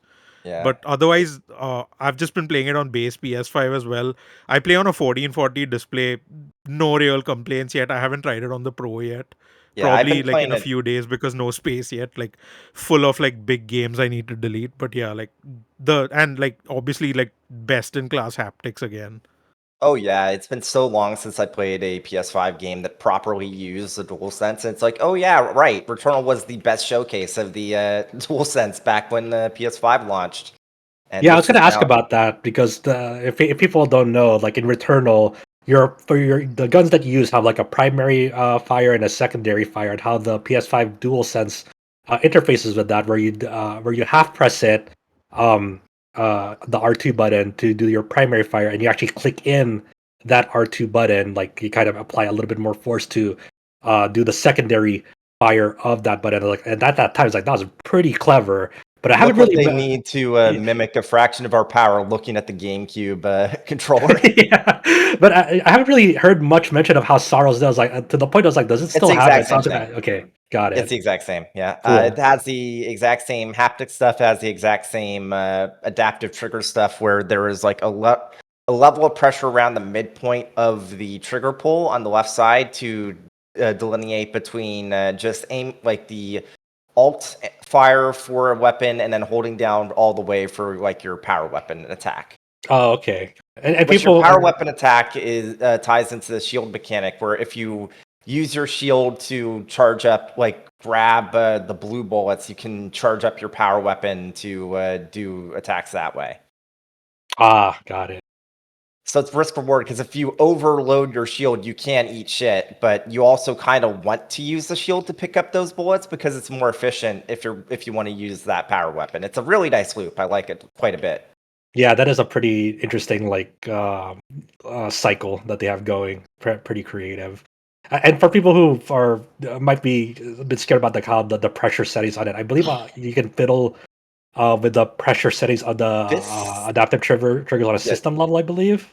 On Yeah, PS5, right? this game's settings menu is kind of cracked. Like the audio settings menu is like the most in depth I've seen in any game. Like not just on like PS5, but any game in general. Like it's kind of ridiculous. It's like holy Did shit. you see the Yeah, accessibility options? It has like some Yes. 30 different settings with different colors for like different parries and like different bullet types and all. They really went all out. Yeah, I Yeah. heard a lot of praise, especially for the colorblind settings on this, as you were touching upon, where like you can fiddle with a lot of the games, because it's so color centric heavy with the color bullets on that, and that I feel like that's something they definitely had to nail pre-release in that regard, and it seems like they really knocked that out of the park, where that allows you to really fiddle with um it's not under some like preset thing. It's like you can actually choose different colors for a lot of different aspects to go match, whatever is easiest for you to see Yeah. in that regard. So I definitely have to say, like, I wasn't the biggest fan of Returnal Story. I thought it was kind of, not to be dismissive, but it felt like it was kind of up its own ass to an extent. Mhm. It Yeah. just, I did not vibe with it back at the time. That's not why I liked the game. I am definitely enjoying Saros' story a bit more because it is. I wasn't sure how I was going to feel about the fact that you had other characters, because Returnal, you basically just had the one character. Mhm. I do like what they're doing here. Haven't finished it yet because I've been juggling this and 14 and also still Marathon. But yeah, it's liking the story, liking the Cool. gameplay changes. I think that they did act. In my case, I do think they struck the balance where it is probably way more palatable for people that did not get into Returnal, with the more like permanent progression stuff and the checkpoints and whatnot. But it's like if you're like me and you're just going to be like, I'm not going to use those checkpoints, I'm going to start a run from the beginning anyways, which I guess makes each run easier regardless. But whatever. It's like Yeah, Returnal is definitely a bit of a sicko's game in that regard, where Yep. like they're definitely like it was a bit more hardcore. That it speaks to a lot of like people like us Yeah. who are kind of grew up on stuff like that. It was definitely not a I guess forgiving game. I guess the way I'm seeing it is that I know some people, some of our peers have said, "Oh, I don't know why they even put in the difficulty modifiers if there's like no point." And the read I'm getting is like, no, they made the baseline easier to clear to like finish the game. And then if you're a sicko, just put on on all the difficulty modifiers and do a run from the beginning. It's Mhm. like it's both. It's like, you know what? That's fair. That's the way to do it. But yeah. Yeah. Cool. Yeah, I forgot what's the normal price for that, because I know like It's there's an 70. expensive edition. It's 70 for baseline. Okay, because I know there's Returnal was early too. access. The Okay. the deluxe edition seems kind of pointless this time because it was $10 more, and the main thing it gives you is like 2 days of early access, because otherwise it's just three skins, nothing else. Yeah, I With almost bought Returnal, yeah, go ahead. I almost bought the deluxe edition, but then I realized, wait, I'm going to be too busy with FanFest. So it's like, okay, no, I'll just. That's how they suckered in people. Yeah, I Who mean, they didn't got have you other for the early obligations. access because Returnal actually gave you an early unlock for some in-game weapons and stuff which you could unlock by normal progression. So it quote unquote gave you some gameplay advantage initially. Over here, it seems kind of dumb unless you really want the skins, because now you're not getting early access. The game is out for everyone. So I don't think I'm gonna bother with it. So yeah, and I usually I'm like the biggest sucker who wants all the DLC, even the pre-order crap in every game. Like with Bandai Namco, sometimes when they give you a code, it doesn't have the pre-order bonus. I will waste $5 on that later because I want to have all the DLC. I don't think I'm doing that for this one. I'm happy with the base game. Oh, we have some Bandai Namco stuff to talk about later. Very interesting stuff. All right, so those are the games that we've been playing. We do have some other articles that came up on here. One of the big things, one of the big games that released in early access this week is Heroes of Might and Magic: Olden Era, and you did some early, impressions.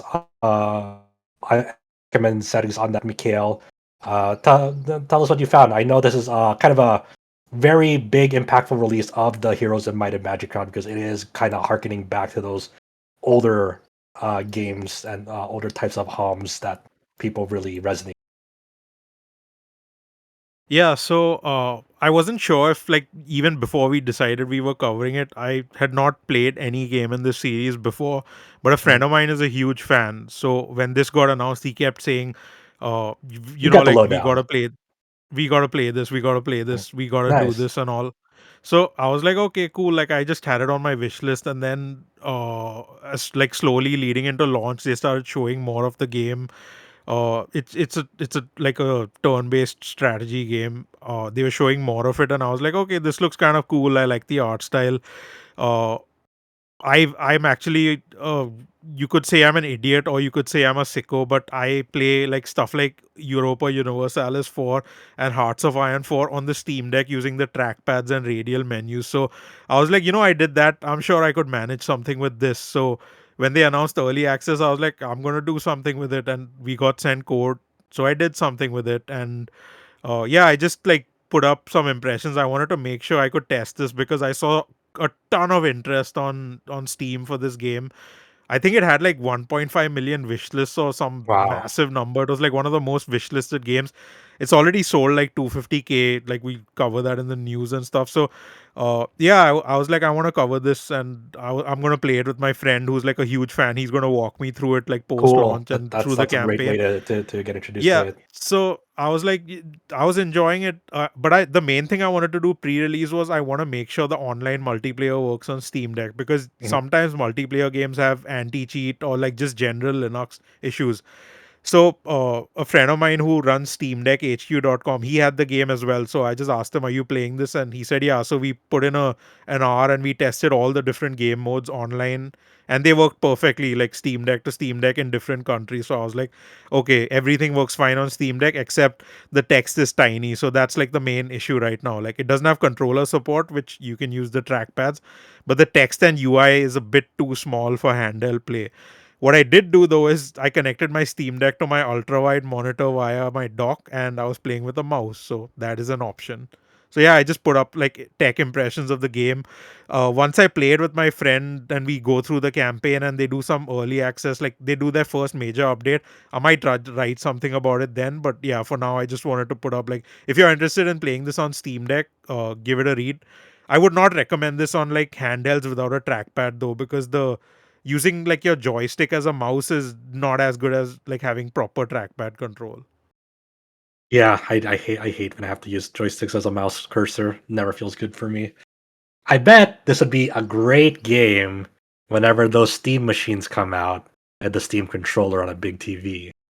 Man, I don't am bring up the super Steam excited to controller. get I'm a. so stressed about missing that. Like I need to get like Me one or too. I two. want, I want to get. I hope it doesn't sell out immediately. The Steam controller, because that's the pre-orders are coming up, or orders are starting like what, Monday, or Yeah, at it's least on Pacific Monday Monday. morning. Yeah.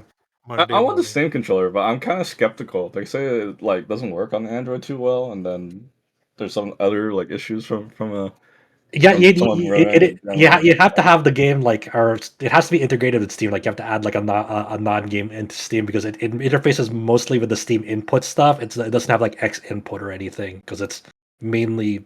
I imagine there'll be So here's the Windows thing. drivers Well, maybe. I here's don't the know. thing. Here's the thing.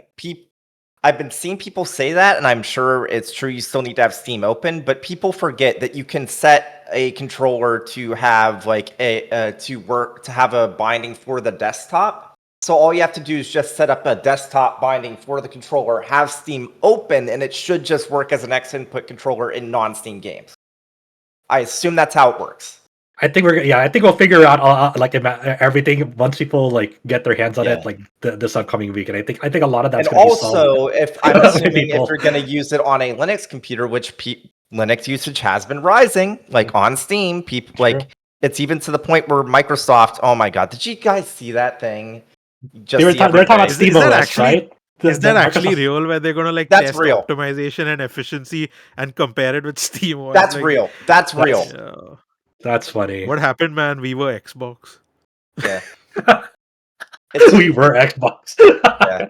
It's like, I'll just say right now, Mikhail, I already know that Marathon's not long to live. The moment that they confirmed they're stopping to update that, that's it for my Windows installed. That's it. Because NVIDIA's basically fixed on Linux now. Literally, it's just that. Is it like all the ray tracing and all that stuff works now? Fine. Yes. On Linux. Oh, that's a huge leap for that. Yeah. Yeah, we'll see. Well, maybe next week, some of us will have a Steam controller on hand. We'll see. I don't know. I might have paid for one. I don't think I'll have it in hand though. Yeah. Might make some bad decisions. I really hope I get an order in. I really want one. Those things seem fucking sick. So yeah, that's Heroes and Might and Magic Olden Era. We also got a demo for FF7 Rebirth on Nintendo Switch 2 and did the Xbox demo come out as well? Yes, it did. It did. Okay. Yeah. You got to test those out and have an interview with director Naoki Hamaguchi. So tell us about your experience both on the demo and the interview. It was interesting because I had a chance to play about like half an hour, 45 minutes of the Rebirth demo at Square Enix's HQ while also doing something for another game that I cannot talk about yet. And then there was an email interview for like the current state of like Rebirth on other consoles. So yeah, everyone can download the demo on Switch 2 or Xbox, I guess, and see what they think. I feel like I was mostly positive on the state of Rebirth on Switch 2, mostly because I know the state of Rebirth on PC handhelds, and I was frankly expecting a lot worse. The one amusing thing I did see, it was a post by Cullen on social media where like some of the data streaming is a bit slow on Switch 2, so sometimes like in cutscenes you'll see like the low poly models of NPCs on Switch 2 before they get before their models update to actually get like full detail again. So that's amusing, but obviously something that does need to be worked on in that regard. Yeah. I'll let Mikhail talk about it because he's the one that's best suited to talk about this stuff. What's your take on it? So one thing's for sure, Rebirth's PC port is still dog shit, unfortunately. Yeah. There's no two ways about that. Like, you know, I like dog on Elden Ring's PC port so much, but I really feel like I need to apologize to that after like revisiting. You do not need to. You do not need to. As someone that you do not have to hand it to them. Okay. I just need to stress. Okay, if you play it on Linux, where shaders are pre-compiled and all that, and it has the fixes for Proton, the Elden Ring PC port on Linux is good. The Elden Ring PC port on Windows, dog shit. Absolute fucking dog shit. I will say that yes, it was on Steam OS, but yeah, like Rebirth is just, I'm frankly shocked at how bad it is on PC even now. Like I had a friend of mine try it because he owns it through family sharing, and he has like I think he has a 5080 and a 9800 X3D with like 64 GB RAM. He could not get it to run without stuttering in the chapter 2 open field. So like and he just gave up on it and deleted it. I wonder, because I am going to replay on PC before part 3 comes out. I wonder if I'd have any better luck, because I have like my memories tuned. So if it's a CPU limitation, that might actually help because it's like the latency. but I don't know. I'm not sure.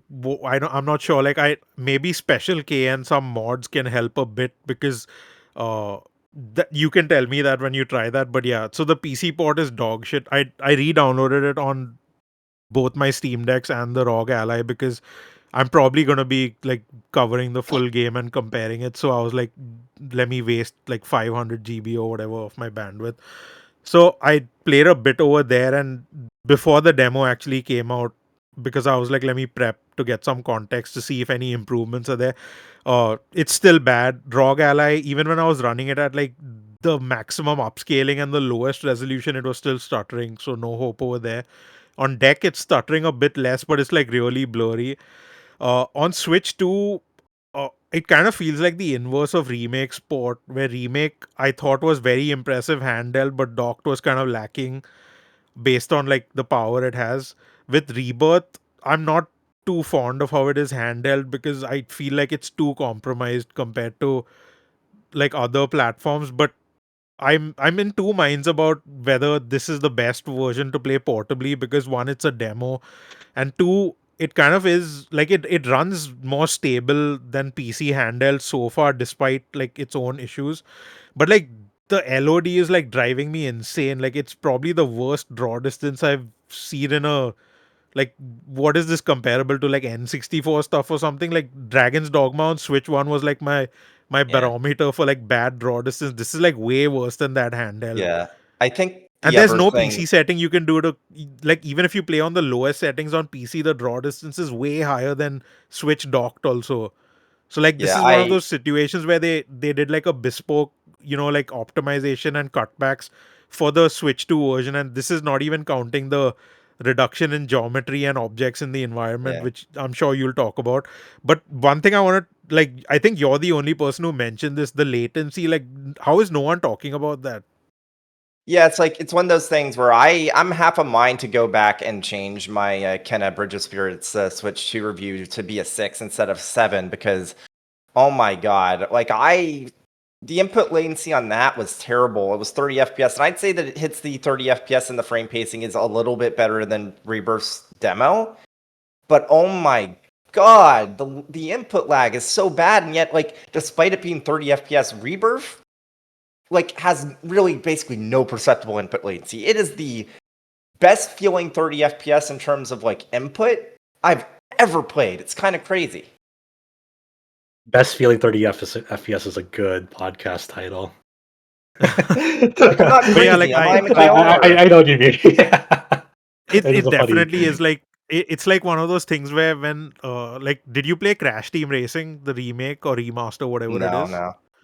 Okay, so that game is 30 FPS, and I remember I think this is the game when I learned the different kinds of motion blur, because like Digital Foundry put up a video about how it, like this, and I believe one of the Ratchet and Clank, where how they handle motion blur in these games is different to most games. So it doesn't bother me that they're 30 FPS, or they were on the original platforms.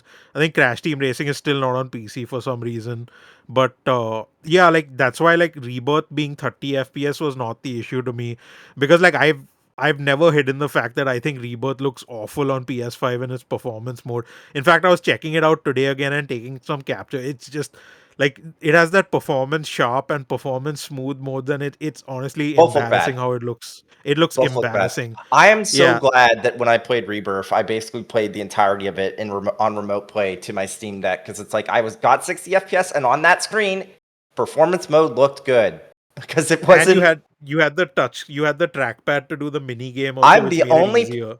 I'm the only person I know that actually enjoyed the Ketchi segments because I was like, wait, why are people hating it? It's like, oh wait, they have to use the trackpad, and my trackpad is right underneath my analog stick. Ah man. Yeah. So one portion to try it on Steam controller. See if it'll revolutionize. absolutely. But yeah, you know what you need? You need a hopefully, like, you need a mod, and you need like Valve pre-cache shaders, and then maybe on the Steam machine it'll be like the best way to play Rebirth on PC, because Dude, Like Steam Deck runs Elden Ring, not the DLC. The DLC is a bit too demanding for 40 FPS. You need to drop to 30. But oh man, I don't know what's going to happen with Elden Ring on Switch 2. Like the full game, like the DLC, is that even going to hold up? But I think we'll do another podcast for that later. So yeah, Rebirth. The demo is 45 GB on Switch 2 right now. It's 90 something GB on Xbox. I don't have a Series S. On the Series X, it kind of feels the same as the PS5 demo. Not the demo, because this demo is a bit different, but it feels the same as the PS5 version. I didn't like do capture yet because I thought I'd do that when we get the full game or whatever. But uh, I'm a bit like surprised that despite all these cutbacks, the Switch 2 still drops to like the 20s, like low 20s and calm. And it also has like a lot of like, did you notice? I forget if you were able to play this part in the preview event Which part? in calm. In calm. So I played the yeah, I played it was in calm, yeah. Okay, I was just curious because like there's so much they've cut down from the environment. It looks kind of barren. Like even in the open world, the foliage is like massively trimmed back. So it's a bit disappointing that with all of this it still can't hit a stable 30 FPS. But then it's a demo, so like there's hope. But I also wanna like usually when you have a demo with save data transferring to the full game, that's kind of what you should expect in the full game. Yeah, I'm very interested to see how many parts of that game runs on Switch too. Like when you get to the ship part, to sail around the sea, how that performs. A lot of questions. We'll get answers soon. Yeah, was anyone able to try out the Xbox version whatsoever? I just did the bit on the Xbox Series X where it felt similar to the PS5. I didn't do direct comparisons. Okay.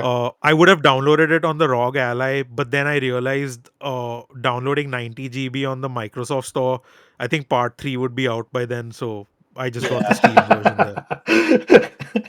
I mean, I shit you not, that store just doesn't go above 10 megabytes per second, whatever I do. And like it just keeps pausing. So I just gave up on it for that. So. Man, that reminds me of the ancient days with the 56K modem when your friends try to call you and get the air. Oh, yeah, it's dial up. And then rounding out just a little bit more features here. Kimiko, you had two interviews that are quite interesting. One was with with Brian Bucklew from. You're gonna have to remind me how to pronounce it. Was it Caves of Quad or Cood? It's CUD. CUD.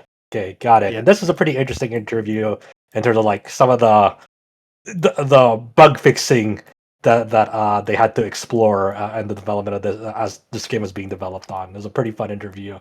Do you want to give us some highlights and interesting takeaways from that? It's a pretty lengthy interview. Yeah. Usually when I do these call interviews, I ask how long do we have, and I get told maybe 30 or 40 minutes. But here I was told, oh, we don't have a limit. So this is like one of those suffering from success things when I was actually transcribing and editing it, because it ended up being super long. But yeah, I did this about a month, like 3 weeks ago, and it was just took so long to put it together. But yeah, Caves of Cud came out on Switch a few months ago. It released in early access on PC quite a while ago, and I hadn't played it before the before the 1.0 launch on PC. So it's been in development for like 17 years, where they were working on it, adding to it, and it's literally one of those projects. So uh, I wanted to interview Brian for quite a while, but with the Switch port which came out, I was like, okay, here's an excuse to do this. So we finally managed to find some time, and it's a very long interview talking about how they started the project where they combined like a roguelite and an RPG with world building, how they were adding to it for so many years.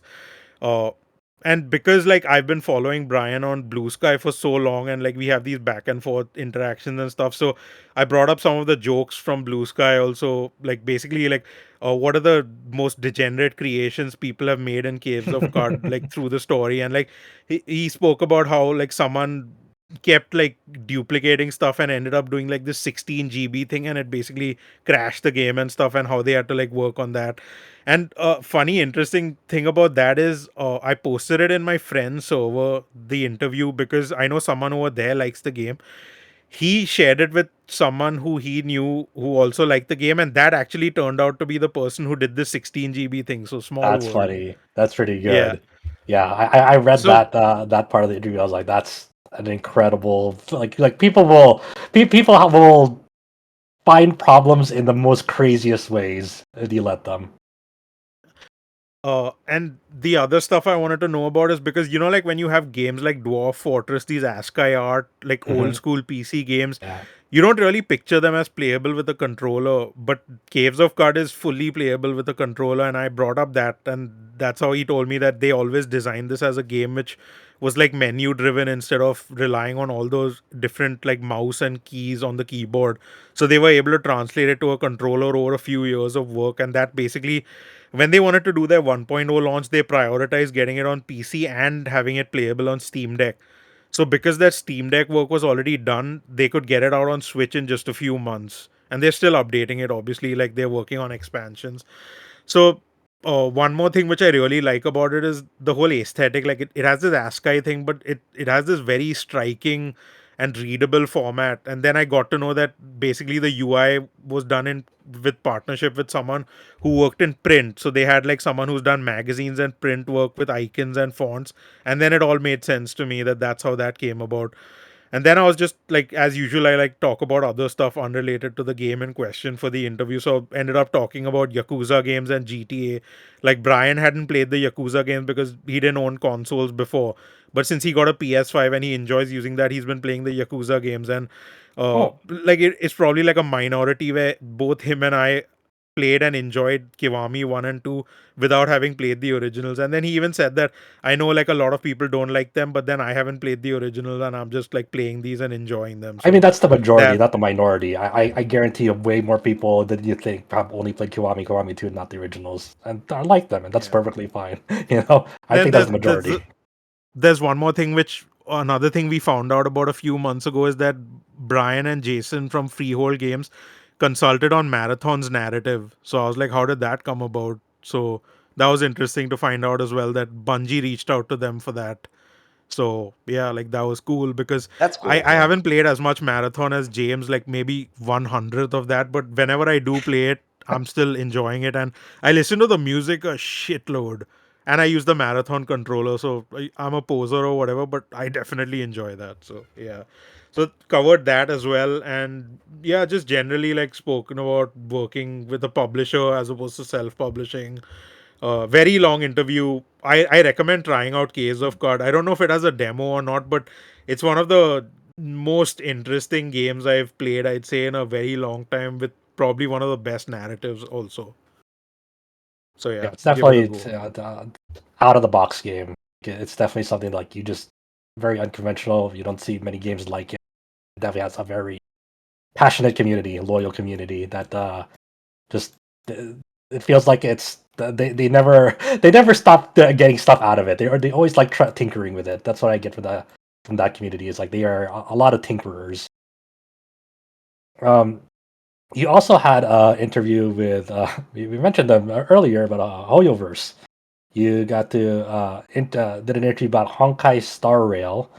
About that, you got to interview the development team on that. Tell us how this interview came to be and what you guys talked about.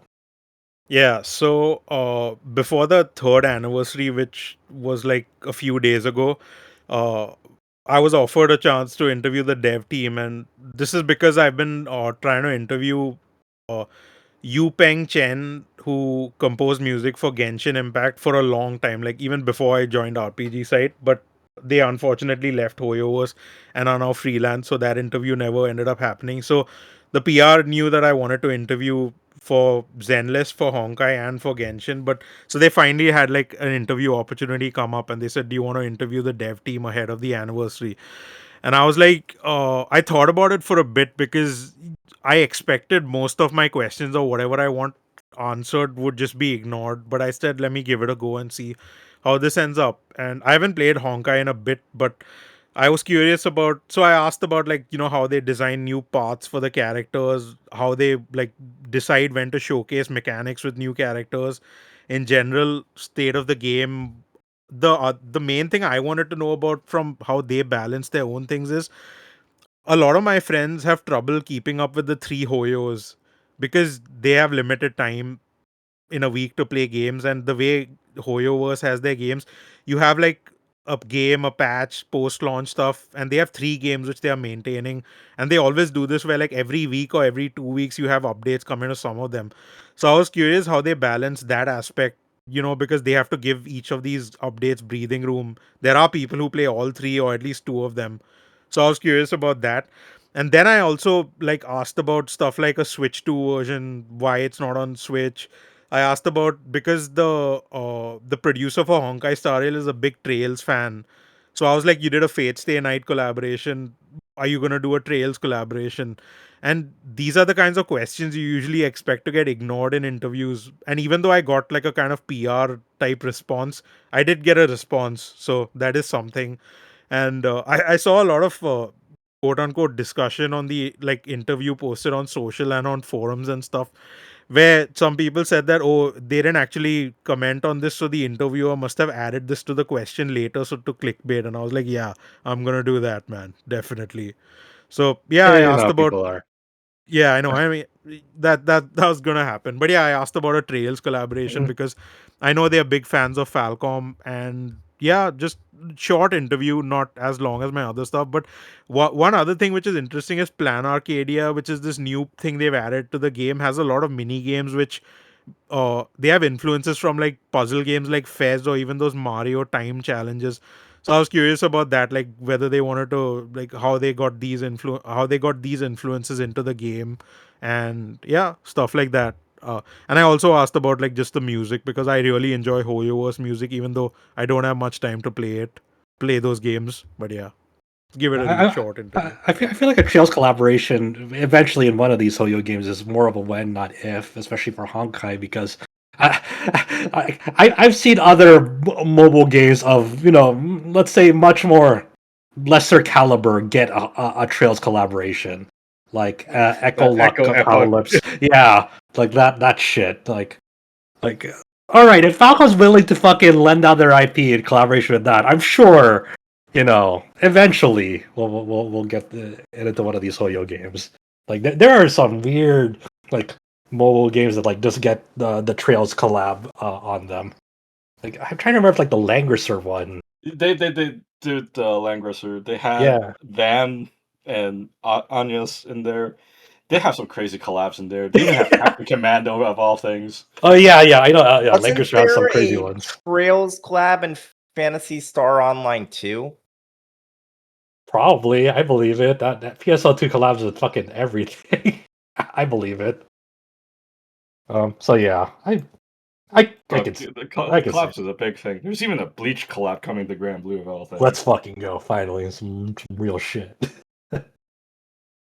All right, so that wraps up our article shoutouts. We'll be moving into news, and that's not too crazy this week. We won't get buried alive. One of the big news articles this week, we finally got a release date for The Blood of Dawnwalker, the upcoming RPG developed by Rebel Wolves and published by Bandai Namco. This has been drip feeding info for quite a while now, and I'm sure Adam knows how long it's been in terms of like how they've been drip feeding info. But they had like an event this week that they streamed, revealing the release date for September 3 on PS5, Xbox Series, and PC. And they showed off like the collector's edition and all that good stuff. Either Adam or Mikhail, did you guys see this event? What was shown? Anything interesting that caught your eye? I didn't watch it directly. The Witcher is actually one of my blind spots, and this has kind of Witcher DNA on it. It's a new studio, like a new IP, so obviously you can just go in fresh, and I might.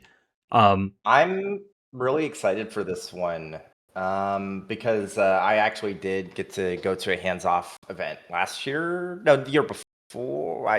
With Bandai A Namco. while ago with Bandai Namco, and I'm interested in what it's doing. I've definitely seen some people that have been pretty hostile to the fact the game has the time system to it, Yeah. which is Yeah. interesting because it's probably the main reason I'm actually interested at all.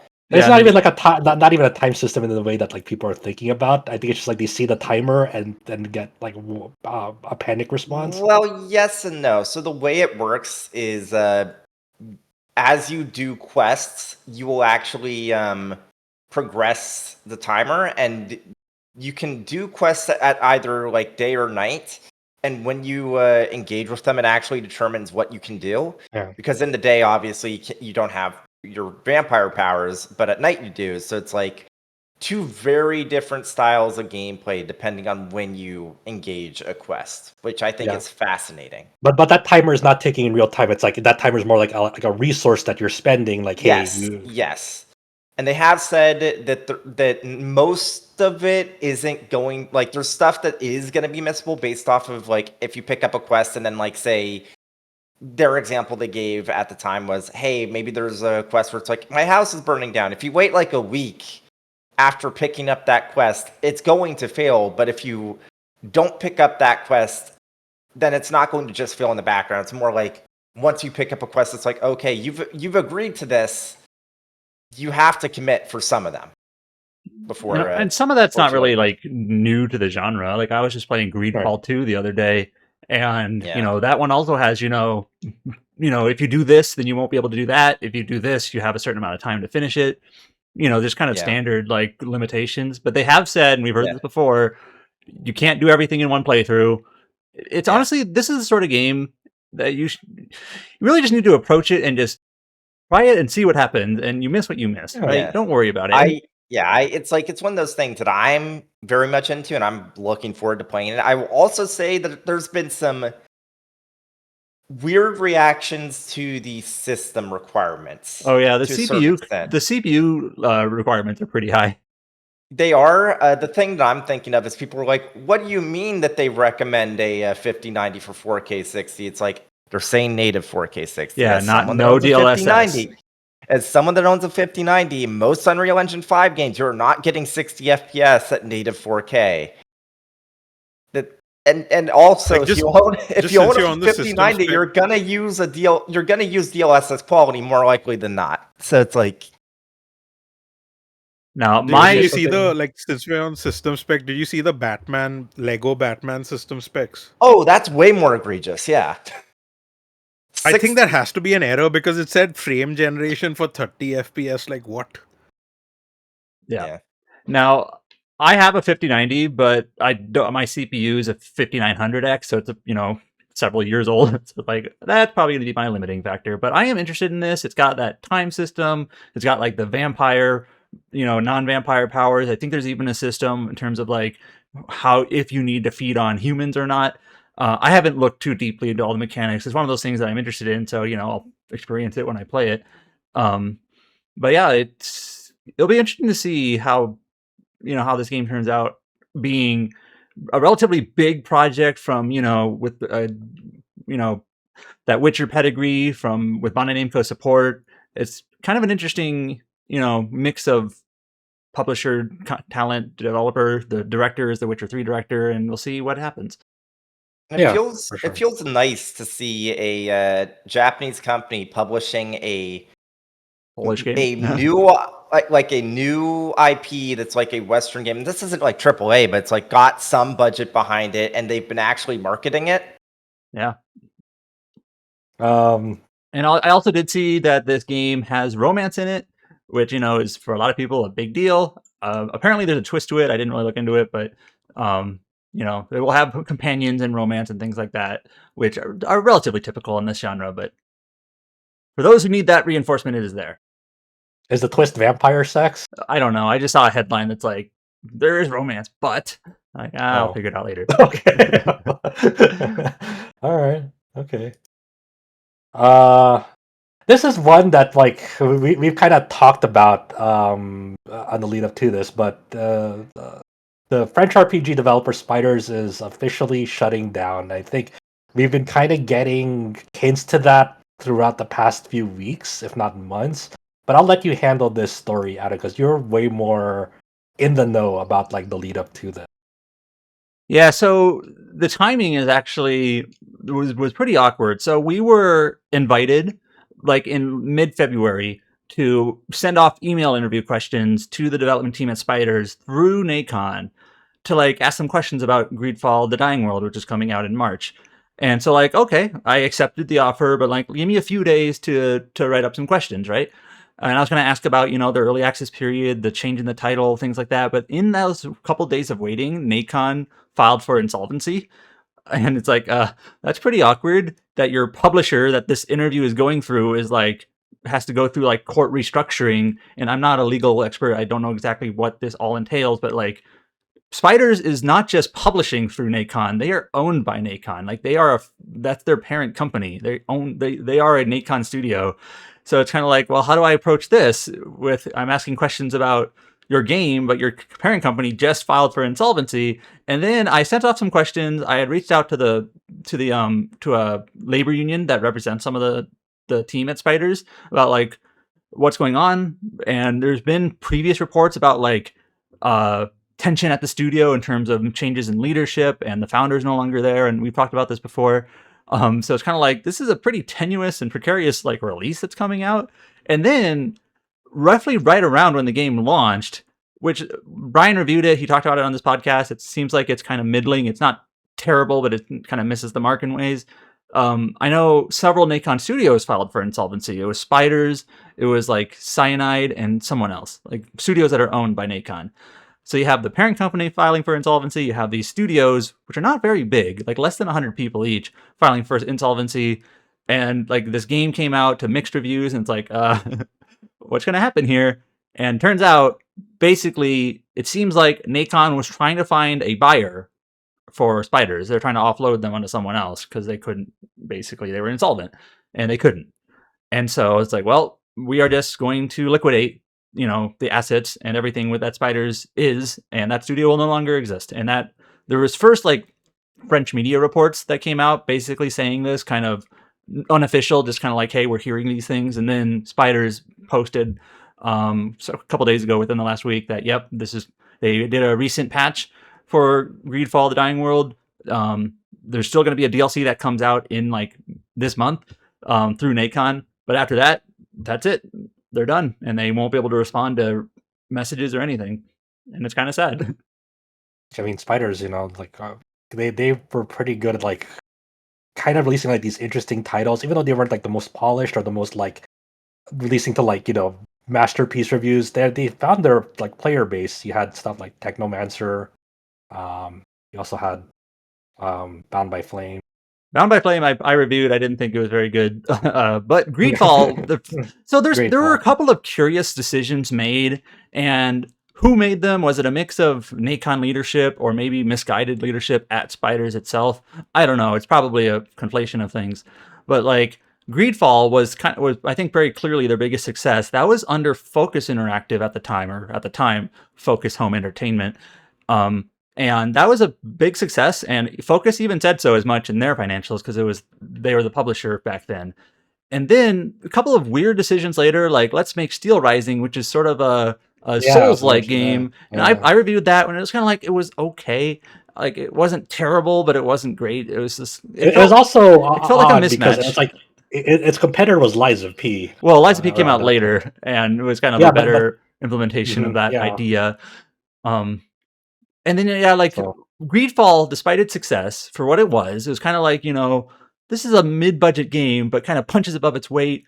I felt like, this was the start of an upswing, potentially. Like, hey, they showed some promise here. Where can they go with this? And then the decisions that were made, again, I don't know who made them exactly. It's like, let's make a prequel.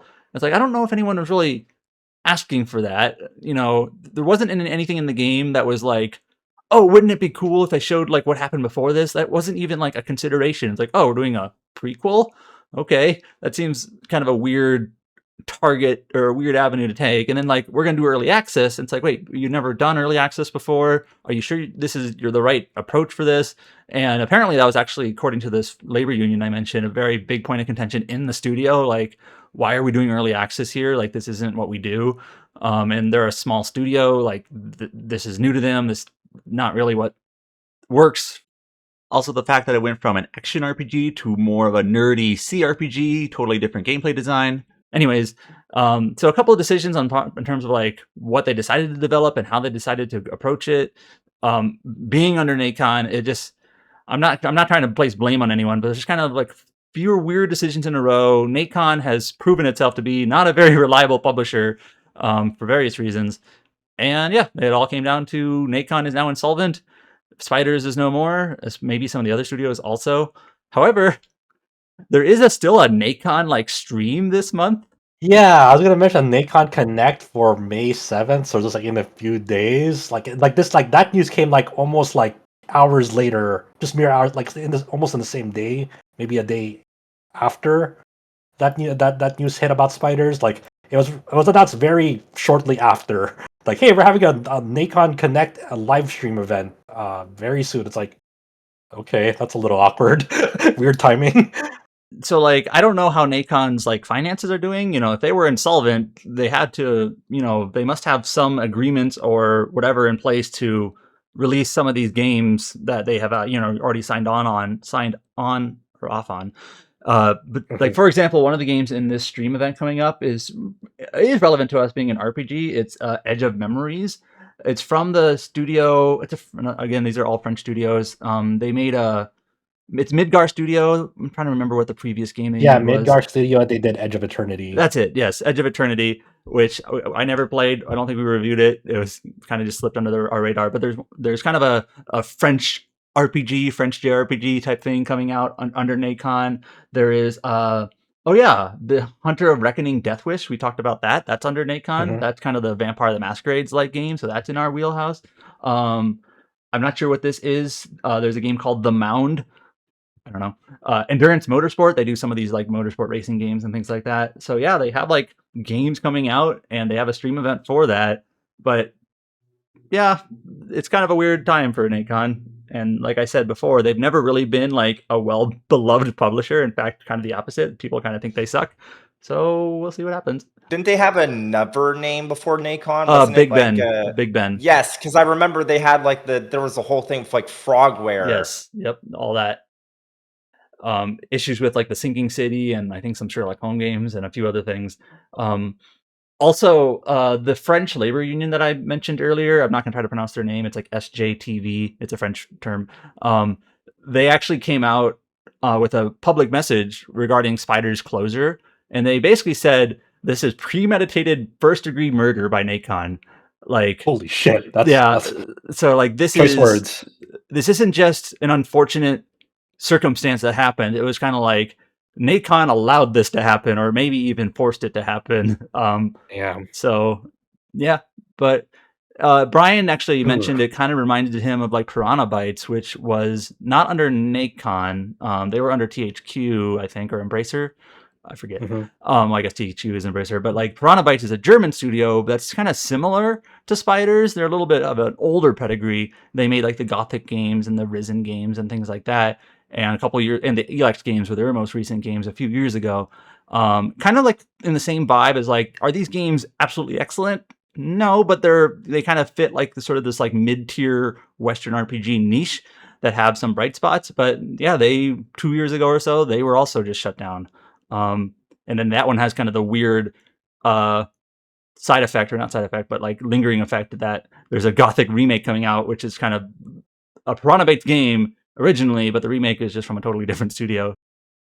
But yeah, just kind of another mid-tier European RPG studio is just gone, and they had 18 years. They released, Yeah, that sucks. They're very talented, like especially like the tenure, like 18 years is not nothing. Yeah, fuck, a lot of talent gone.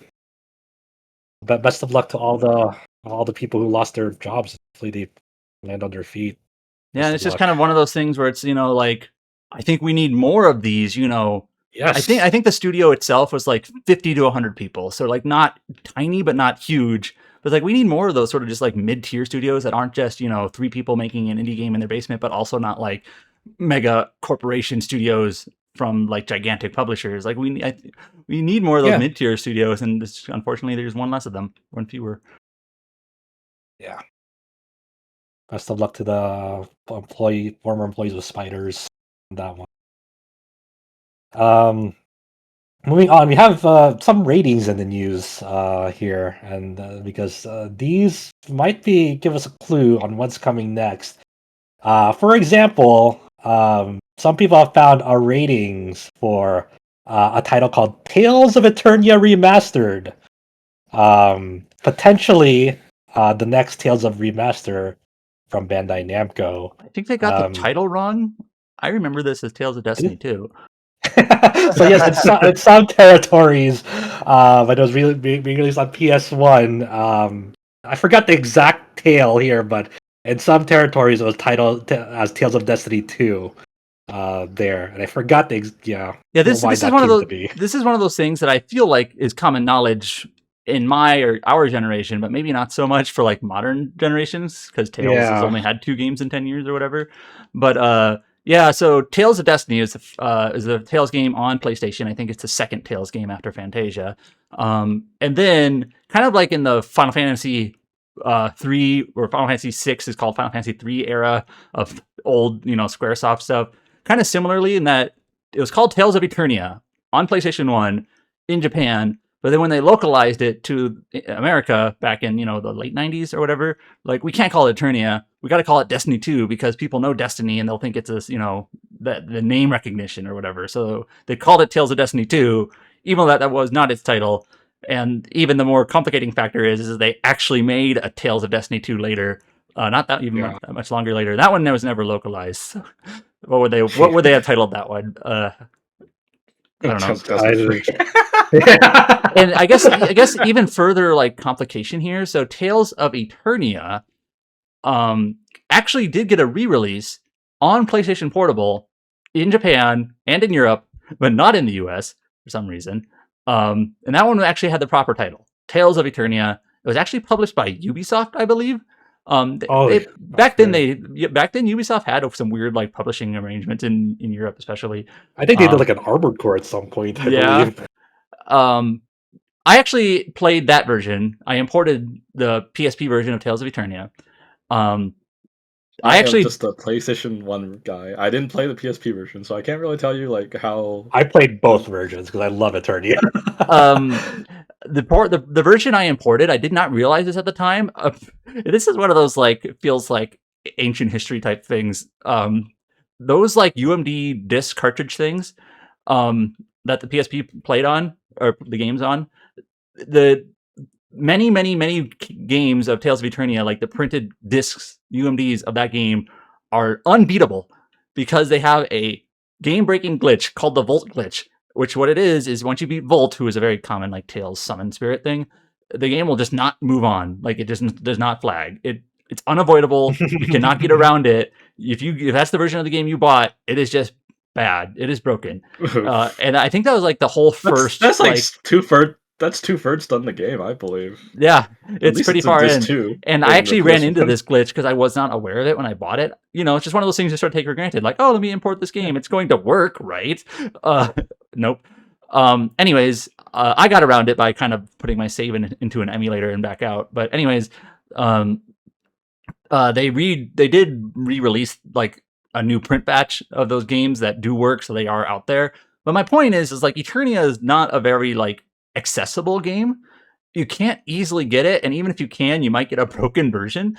And the PSP version was never released in the US except under the wrong title. So the fact that game, which I did not expect, is getting a remaster supposedly, like I actually think that's pretty darn valuable. Like way more so than like Berseria, which is already pretty available. This game is not. So I just want new localization. That's for me personally. The translation. I always played the PlayStation 1 version with the Japanese voice, or the Japanese version. I always played that version. It has the Gundam Seed cast. You got Afra as Rid, and then you got Kira as Keel. It is totally the Gundam Seed duel. Eternia is like my favorite Tales of game. It's like it's a very like the story is nothing spectacular. It's very simple but effective. But the gameplay system is very fluid in that older Tales style game where they're like more of a side scroller in the combat. Yeah, it was basically the more refined like PS1 Fantasia. And did that to like the finest version of it, basically. Yeah, the story is like Proto Symphonia. It's got a similar like two world thing going on here. In fact, so many Tales games do. But I played one of the PSP versions of Tales of Fantasia earlier this year. I talked about it, and this game is very similar to that one that I played the of Tales of Fantasia, like the Narikiri dungeon version, Tales of Fantasia Cross. But yeah, in terms of like pure gameplay and like sprite work, it's really nice. I do remember in the PSP version, and I think this is in the PS1 version also, which uses English voices, so like no undub patch or anything here. There actually are some like cutscenes where like the audio is just like off, and like not off in terms of just bad voice acting perhaps or cheesy voice acting, but like just doesn't work properly, and that's just like baked into the game. It's just like, whoops, this was not done right. Back then that happened You know, sometimes. So uh, go for it. oh, sorry. I was just gonna say, do you remember fighting the final boss in this game, or did you never got around to beating the game No, because of the bug? I beat it. Yeah. Oh, you beat it? Man, you know what? One of the things that always confused me back when playing the OG version, there's this skill, I think it's called Aurora. I think that's what it's called. I only played it in Japanese. I didn't fully beat the English versions. I don't know what the terminology was called. Yeah. But you know, you had to hold square X and O to trigger that thing to kill the final boss or something like that. I always thought you were supposed to like mash the button, so I could never seem to like trigger that skill to work. I was like, what is going on here? Why I keep dying on the It's over script? for Chow. Yeah. But yeah, this is still a somewhat surprising. Like, I wasn't expecting this to be on the remastered list, at least not yet. Absolutely. Yeah. Like we know Tales of Xillia 2 is like feels inevitable. They pretty much already said it's happening. I'm assuming why that one is delayed is I'm assuming it's the same studio who did the first Tales of Xillia remaster. I think that's what Doki Doki Groove Works. And I'm assuming these other remasters are coming from other studios, which is what allows them to kind of like churn them out a little bit more quickly. So I'm assuming they just have the same studio on Tales of Xillia 2, and they need a little bit more time for it. But yeah, I was gonna expect like, okay, what would be next in terms of remasters? I was actually thinking like maybe Tales of Hearts on Vita, because that's like not really HD, but just a little bit further back in time, or maybe go I to could some of see the them PS. doing. I was thinking some of the PS2 era stuff, like Legendia or Abyss, but I wasn't Yeah, I thought expecting the Abyss. PS. I wasn't thinking PSP. Or When I talked with them around I think it was the Grace's, I forget which remaster, the one that was beginning of last year. Graces was I January think it's 2020, racist. Yeah. 2025. Yeah. Yeah, when I talked, because I did have a chance along with some other folks to ask them about stuff, and I just straight up said, hey, is there any limitations on what you're going to localize? Is that like remasters? Does that include like untranslated games or like the handheld games? And they definitely straight up said, hey, we're not like part of the point of this is to like make these games more accessible, and that includes ones that maybe never got localized. So they didn't say outright that say like maybe Tales of Innocence R was on the table, but it does sound like it's something that they're at least thinking of, and I would not be shocked if down the line we got a Tales of Innocence R remaster alongside like a localization. But I kind of I expected they go in kind of like in order of like ease. Like it'd be easier for them to remaster a game that's already localized, and then maybe get to these ones that are not localized, because it's obviously a bunch more work to do that. But do you think they gotta do a little bit more work to it? It's like they're missing stuff in the English version, like missing skits. Yeah. Do you think they're gonna restore those things and just maybe I have don't to dub imagine, it and have a because, text? Remember how they did all of these character name changes because the like what was it, like 8-4 thought they were going to get a dub and then they didn't get a dub, so it's like yeah. For Tales of Hearts, you mean? Right. Yeah, Tales of Hearts, yeah. Yeah, so like whenever they decide to officially announce this, if it's all true, obviously it goes for ratings board. So I don't know if you could get more legit than that, but it's going to be of course the oldest entry in this Tales of Remaster project, or the recent initiative to get more Tales of Remasters on the board. So obviously one of the more older entries, and I guess a lot of the big question is how they're going to do this, because obviously Pixel these art mix remaster is different, projects, right? yeah, like it is on a much more older engine. What sort of work do they have to do to make this run on modern platforms, and what sort of bells and whistles will they have? Like, will there be, like how they did integrate the grade shop early, some of those remasters. I'm interested to see how this shakes out. I'm very, very surprised still that this is supposedly the next remaster aside from the Zillia 2. While I feel like Berseria was not really needed as sort of an exception, I do kind of applaud that Bandai Namco is taking their back catalog and doing this, even if the quality on some of them isn't like the Zilla remaster isn't perfect, but it's still pretty good. Like, you know, if I had to Yeah. choose between should I play the PS3 version or the Steam versions, like Steam all the way, even though it's not as good as Grace's or whatever, and the fact that like they didn't have to do that. In another world, it would just be a PS3 game forever, and like, do you have a PS3? Nope, then you're out of luck. Yeah. So the fact that like they're making these games available on multiple platforms, and I just think that's like commendable. Just the fact that they're taking the effort to do that. Obviously, you hope For they're sure. like all excellent remasters too. And like even like I think about like one thing I haven't even played yet is Batten Kaitos the remaster, and like that's even more niche than Tales. And like, hey, I can do Mhm. that. Like I can buy it and play it. Although I think that's Switch and Steam only. But anyways, like I kind of wish more companies, you know, tackled their like catalogs like this, at least to some degree. Yeah, I feel like the Tales of series has always been kind of like I wouldn't say a black hole for Bandai Namco, but it's always been kind of that odd series out in JRPG history where it would definitely had a history of like always release obviously being developed for and catering to the Japanese market, but it's like its globalization has always been fairly limited. Like it's always been the focus has always been Japan. Even to this day, like the Tales of festivals and the stage plays and all the merchandising and all that stuff, where obviously the Tales of audience is on a global scale, but a lot of the efforts to market it has always been on the Japan side, even to this day.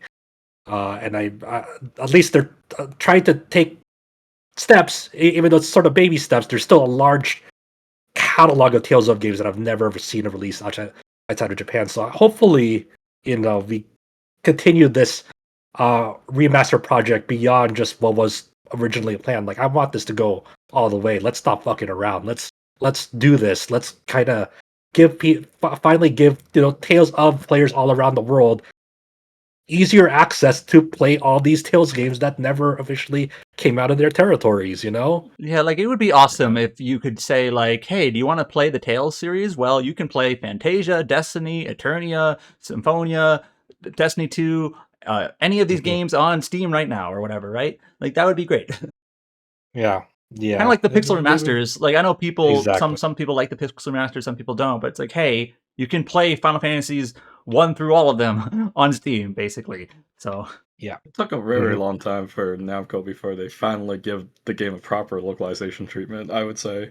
And even then, it's like even Vesperia when it came out, it's like there's a better like port oh, on the PS3 with more content, and that took like forever before that get released overseas. I don't know. It's just I always feel it's shafted with them. this feels also know? like ancient history, but I still remember the Bandai Namco Europe, I think, Twitter account at the time was like, "Hey, JRPG fans around the world, we hear you. Let us know what you want." And someone was like, "Tales of Vesperia PS3," and I replied, "Yeah, not that one." I remember that. That's so That was funny. before the remaster, of course. But Yeah. Oh, man, those are wild days. I mean, Cal, you wanted to say something?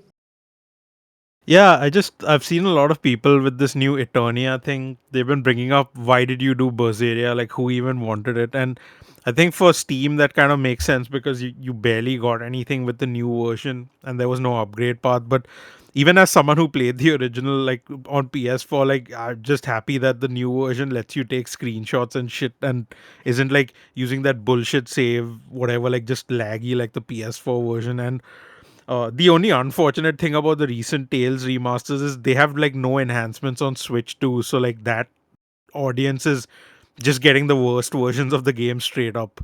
So that's like the only negative I'd say of these new releases, even for the stuff which is already available. But I'm waiting for Abyss. Like that's the one I want to play. If it doesn't show up in the next like 12 months, I'll just play it on 3DS. Like I don't care. I still like playing on 3DS. Yeah, I'm this not is great. opposed to that. Yeah, but Mhm. that's the one which I want to see. I've heard a lot. I hope it doesn't end up being one of those things because like Vesperia was so overhyped that when I played it, I didn't care much for it.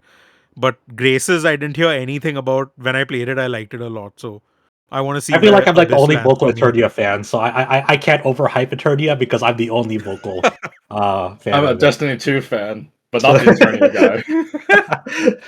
I So prefer Marathon. I'm getting to what be I honest. want finally. For once, fuck all of you. I'm No, getting what I want. okay. I'll admit, I do like Eternia. I do like Eternia. That's for sure. I imported the I'll tell you this. I imported the PS1 version, like the Japanese version, and you know how I imported it? I walked 4 hours to a Chinatown shop. Charles like, I'm the real Eternia fan. I walked 4 hours uphill both ways to make it happen. All right. Because I was a poor junior high school kid. I told them it's like how to save money on a bus fare. Walk 4 hours to the Chinatown shop. Like, all right. But yeah, that's exciting. I can't wait till it gets officially shown off. I'm very curious. All I'm I'm- thinking about with this story is like, you must have been really fucking hungry after walking 4 hours to that thing. Did you actually save money when you account for that? It wasn't worth it. It was actually freaking cold. It was minus 20. Bro? Jesus Christ, Chow. I was like camping at 7-Elevens, like constantly. And like, you're constantly okay. Wait a second. Not minus 20, and you're Canadian. Minus 20 Celsius. You walked 4 Yeah. hours and minus 20 Bro, how are you alive? Look, I camped at a 7-Eleven after every like hour. It's like, hey, there's a 7-Eleven. Oh, I'm gonna chill there for a second. Oh my god. Well, not chill, warm up. Like, God. Jesus Christ. You've had God. many anecdotes on the podcast, but I think the more I dive into this, it might be one of the most unhinged, like unironically. Chow has had an interesting life. And I feel like you know, if someone ever compiled Chow's anecdotes on this podcast, they'll be like, it's a miracle you're alive, Chow. We thank you that you're alive, but goddamn, man, you've had a life. I'm not ever doing that again, though. I hope not. Yeah, we all hope you don't ever do that again, and we don't hope anyone does that.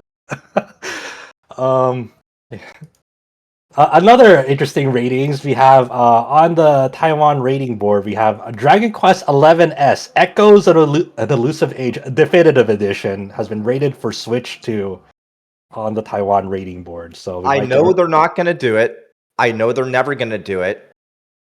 But god damn it, one of these days, Square Enix, go back and port all the original assets into the Definitive Edition stuff. Fucking do it. Isn't there some modders been working on Some this or mods have something done. like that? They've been working on it for years. It's been in a state of half completion for years. If you don't remember, there was the original game on like PS4 and Steam, and then the definitive edition on Switch, and then like the definitive edition on everything else, and they delisted the originals. But the definitive edition is clearly like got the Switch base, so it's just kind of like, yeah, the version you can buy now doesn't look as good as the one that you can't buy. Yeah, there's like some pretty major differences in terms of visuals. That is like, it still looks good, but it's like as someone that did play a decent chunk of the original and like wants to get back to playing Dragon Quest XI, it's like people say, "Oh, just play Definitive Edition." It's like I kind of don't want to with how much better the original release looks. It's I have I've been wanting to replay it as well, and the way I decide what I should replay now is like, can I write an article on it, because I don't have time otherwise for long RPGs. But when this rating happened, I was like, okay, I am not playing Dragon Quest XI until this thing actually releases, because I want to see what they do with this. I actually played like about, I think it was 12 or 15 hours of the Japanese 3DS version without knowing Japanese, just because I really liked that version, and I was hoping someone would add the translation to it in some form. Didn't happen though, unfortunately, or at least it hasn't happened yet. But I'm curious what they do with this, because they could just if they take the PS4 version and port it over, there's that's a not what chance they're it'll be gonna do. better. Let's be real. All they're gonna do is it's just gonna be the Switch version. It's just gonna be a higher resolution frame rate. That's it. They're Okay. never. So, because they have a chance to actually, so here's like just some quick rundown on how it is, at least based on what I've seen. The PS4 version, so first, there's no PS5 or Xbox Series X. It's a last gen game. The PS4 version is capped at 1080 60 on PS4 Pro and PS5. the Xbox version is 1440p 60 on a 1X, which also carries over to the Series X, where it smooths out any issues. So like right now, the best console version is the Xbox One X or Series X. With Switch 2, because it's technically more current than the PS4 and the Xbox One, there's a chance it could be better, but like you said, it's possibly just going to be the Switch version with uncapped, like higher res, with the same like settings, the same like awful shadows and like low res textures. But I'm curious how they handle the upgrade, if at all, because this is a release you kind of want to do a retail thing for because Japan, but you cannot do a key card for this if it's a Switch 2 edition. So are they gonna like do a code in box? Are they gonna like put a new sticker on the old physicals? That's what I'm curious about. So it's also worth mentioning that Dragon Quest Day is in May 27th, I True. believe. And Yeah. so, okay, in the last couple of years, we've seen HD 2D remakes of 3 and then 1 and 2, and it took a while for 3 to come out after its original like showing. And then we also got Dragon Quest VII Reimagined, seemed to have actually been announced and released pretty quickly, relatively speaking. And now it's like, okay, so what's next at Dragon Quest Day? Do we finally get to see Dragon Quest 12 put on the clown makeup, in preparation? That we're definitely going to see it, or are we going to do this this enhanced port of 11? Are they going to do something else? There were some rumors about like the 456 trilogy, the Zenithian trilogy. Like, are they doing something with that? Because if you remember correctly, help me remember, like Hori was asked about it, and he kind of just said like, "Well, Dragon Quest VII was done first, so that one released first." Basically implying that 4, 5, and 6 are like in the works. But anyway, yeah. So that's in this month. We will know something, I guess. Hopefully, If there's anything Dragon Quest V related, I'm gonna fucking go insane. watch that Netflix movie or whatever. I know we made this joke before. Everyone always brings it up to me when they did remake it in Netflix form. No, it didn't. It doesn't exist. I don't know what you're talking about. It's like the Tsukihime anime. It doesn't exist. All right. Moving on here, we got to some trailers and some updates and sales.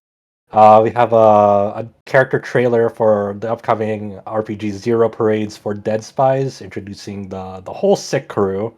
This is from Zalm, and this will be coming out end of this month, May 21st. So that's creeping up here. And yeah, that one I've said before after I did the interview. It's like I probably won't play this at launch, but I'm very curious to see the reception and like, will the studio's situation like cloud people's like, judgment on its actual quality, or will it just be? It is different writers, like it is from Disco Elysium. Will people be able to separate the two, or should they? I'm not trying to make any declarative statements here, but it's just a very, there's a lot of baggage with this release. I know it's a hard thing. I'm curious to see what it like. I interviewed the two writers for this game, and like they had nothing to do with what happened to the studio. They're just the writers. They have their inspirations. You can read up my whole long interview with them, and they want to make the best game they can, and they have. I'm very curious to see what they were able to pull off here.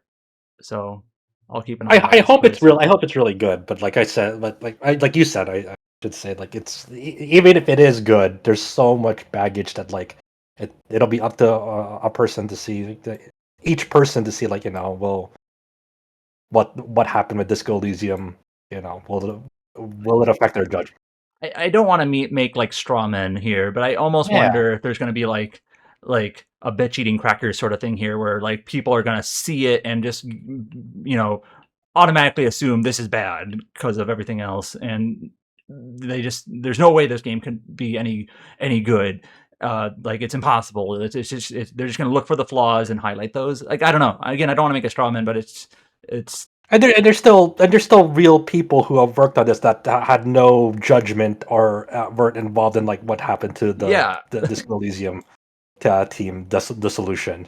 Yeah, it's if I would have interviewed like ownership, which is never going to happen, I would have been pretty like upfront about what is this. But I interviewing the writers, like they're putting their everything into this. So yeah.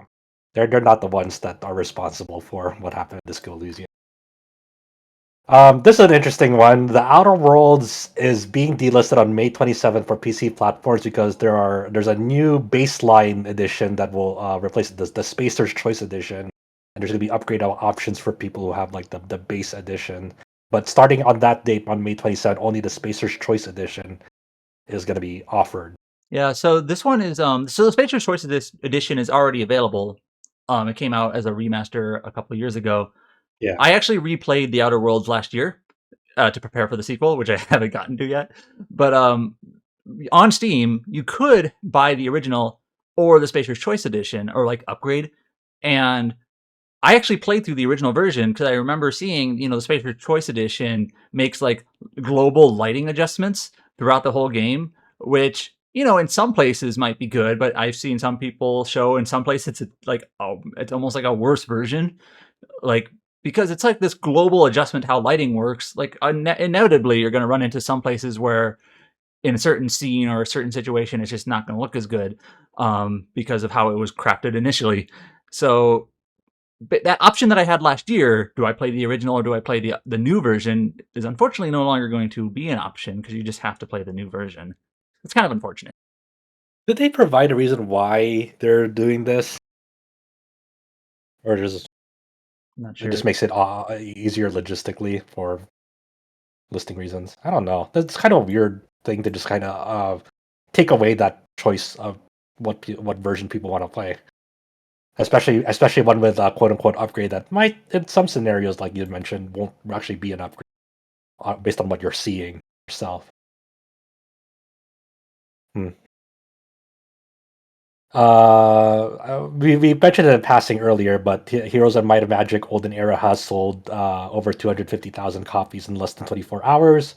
So congratulations to them on that. And once again, there's only early access, not even the 1.0 release. People have been fiending for this ever since they saw it and got to play the demo for themselves. Good on them. Another one that has had an impressive numbers, the Magical Princess has sold over 100,000 copies in 2 days after release. A new entry in the daughter raising genre. Yeah, I had mentioned with the Indie Live Expo because I watched it for most of it. There was a lot of excitement for that game, and this game has like really good art too. And there's a lot of excitement for it. It was coming out just like a few days after that expo, and yeah, it sold over 100,000 copies. I also did not realize that this is like a $15 game, and I think it's on sale for like $12. So definitely in that like impulse buy range where it's like, yeah, I can throw $12 at this and see what I think. So seems like a lot of people are really fond of it. Yeah, very strong reviews from people who have played it. Is it sitting at overwhelmingly positive on Steam? I think it was. That's very positive. Last time I saw it was overwhelmingly positive, but now it's still very positive. Either way, right? Like it's usually, these games usually don't perform this well for sure. That's really cool to see that that has been working out for them. We also have another sales update for Windrose. They have sold over 1.5 million copies worldwide. We previously crossed 1 million copies like around April 19. That's when they announced that, and now ever since then, half a month later, another 500,000 copies sold. So good on them. Once again, I think it's still early access. Yeah, another early access success here. So congrats to them. Like, it's cool to see cool video games doing well, turns out. Yeah, this is one of those games that kind of snuck up on me. Like, and it's also one of those games that like it was originally going to be like a pirate survival MMO, and then they changed it to be like survival, online functions, but not really MMO, more like single player with, but you can co-op with friends and PvE and things like that. And that must be pretty rewarding to like make this major adjustment partway through development before early access, and then seems to have worked out. I know, yeah, it's such a big risk, and you're like, oh man, you're second, triple guessing, quadruple guessing yourself, like, is this the right decision? And it seems to really paid off in spades for them. I think it feels like the right call most of the time these days. Like, it's hard to breach that MMO space, as we see. As we talked about it last weekend. Like, it's hard to release a new MMO. Um, we mentioned this on another podcast recently. I think it was maybe last weekend.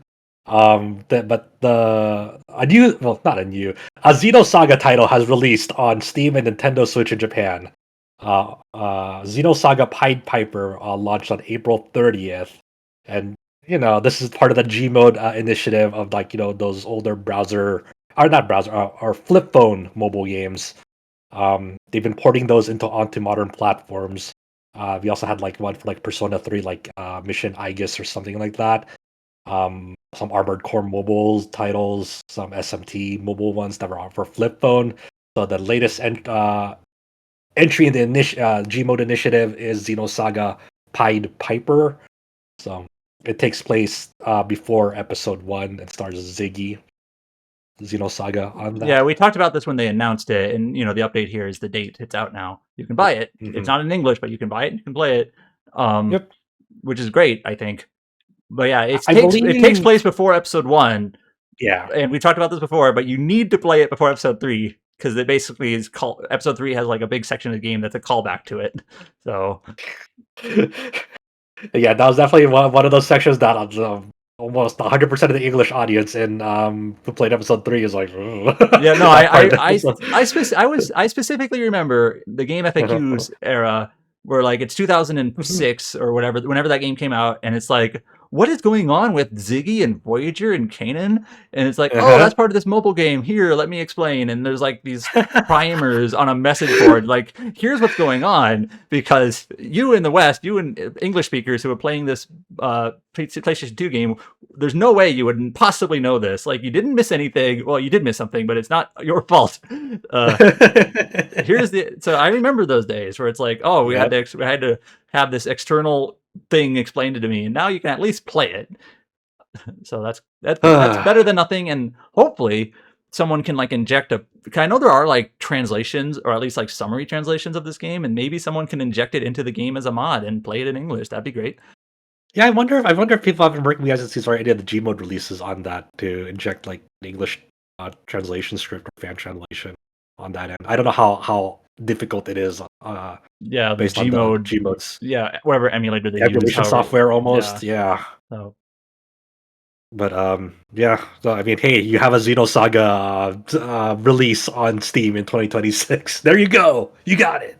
Bandai Namco should put this in their catalog efforts. I believe there was even a comment from a Monolith, the producer, the original producer of this game from Monolith Soft, released a comment, celebrating its re-release. Okay, and I do remember Harada, I think, was even actually saying he was pushing for this years ago. Basically, Xenosaga's that brand, not Xenoblade, but Xenosaga, is still owned by Bandai Namco, and it's up to them to do whatever they want with it. I know it's Monolith Soft and they're owned by Nintendo now, but Xenosaga is a Bandai Namco property, so maybe they'll Batten Kaitos it and it'll show up on Steam one day. That'd be nice, but it's up to them. Yeah, but you only have to look at recent history of what CyberConnect 2 had to do to get even the .hack name separated from Bandai Namco. And also, well, if you remember, the Batten Kaitos Steam release was a shadow drop. Remember that? It was Switch. I remember that. And I don't think it I think by all indications it didn't. Not a lot of people played it. It didn't sell very well, and I don't know, maybe whose fault is that? But I don't think putting Xenosaga on Steam is necessarily, a financial gain to them. Although, you would think with how popular Xenoblade is, I know they wouldn't be able to mention it by name, but hey, here's that other Xeno series. If you like the from the developers of X asterisk NO Blade. Yes. From the developers of Batten Kaitos. Yeah. Yeah, look, we're all fiending for anything Xenosaga these days. And also, if Xenosaga were to get remastered, I don't say this often, but they really should uncensor it. Most of the time, I don't care. But Xenosaga's censoring is actually very bad. Yeah, it's blood. It's this. It's it takes 90s. Away from the game. It's 90s era, no blood at all. Even though this guy is impaled in the back, he just kind of like Mm-hmm. he has like a stomachache on the ground. He's not dying. He's not bleeding out. He's fine. And I know I've said this before. But I'll say it again. There actually is a scene. I forget which game it is. 3, I think. I think it's 3, where young Shion is at like a hospital bed, and she is like holding like a. She's holding blood in her hand, like she's cupping her hands, like holding like stream of blood in her hands. But in the English version, that's removed, so it looks like she's just like staring at her hands for no reason. It's like, what are you doing? It's actually like confusing. So. Yeah. Well, only time will tell if Xenosaga will be ever relevant again. Hey, that hack became relevant again. In another new way, shape, or form, but, anything is possible. We also have a release date for the Nintendo Switch release of Quartet, which launched on PC last August. This will be coming to Nintendo Switch on May 12th from we both had developed and published something classic game. Yeah, we had a review for this from a freelancer, and apparently this is a pretty good, like, indie, JRPG inspired classic sort of game. And so I've seen some excitement for it. It's got like that sort of like Mystic Quest, Final Fantasy Mystic Quest, like kind of vibe to it. Yeah. And I've seen some excitement for the both for the PC version that came out and for the Switch version that's coming out. And there's also getting an update with like a nightmare mode, and a few other things. So cool. But yeah, it seems like if you're open to trying out these sort of like indie inspired or JRPG inspired indies, yeah, it's worth checking out. It seems like I haven't played it myself.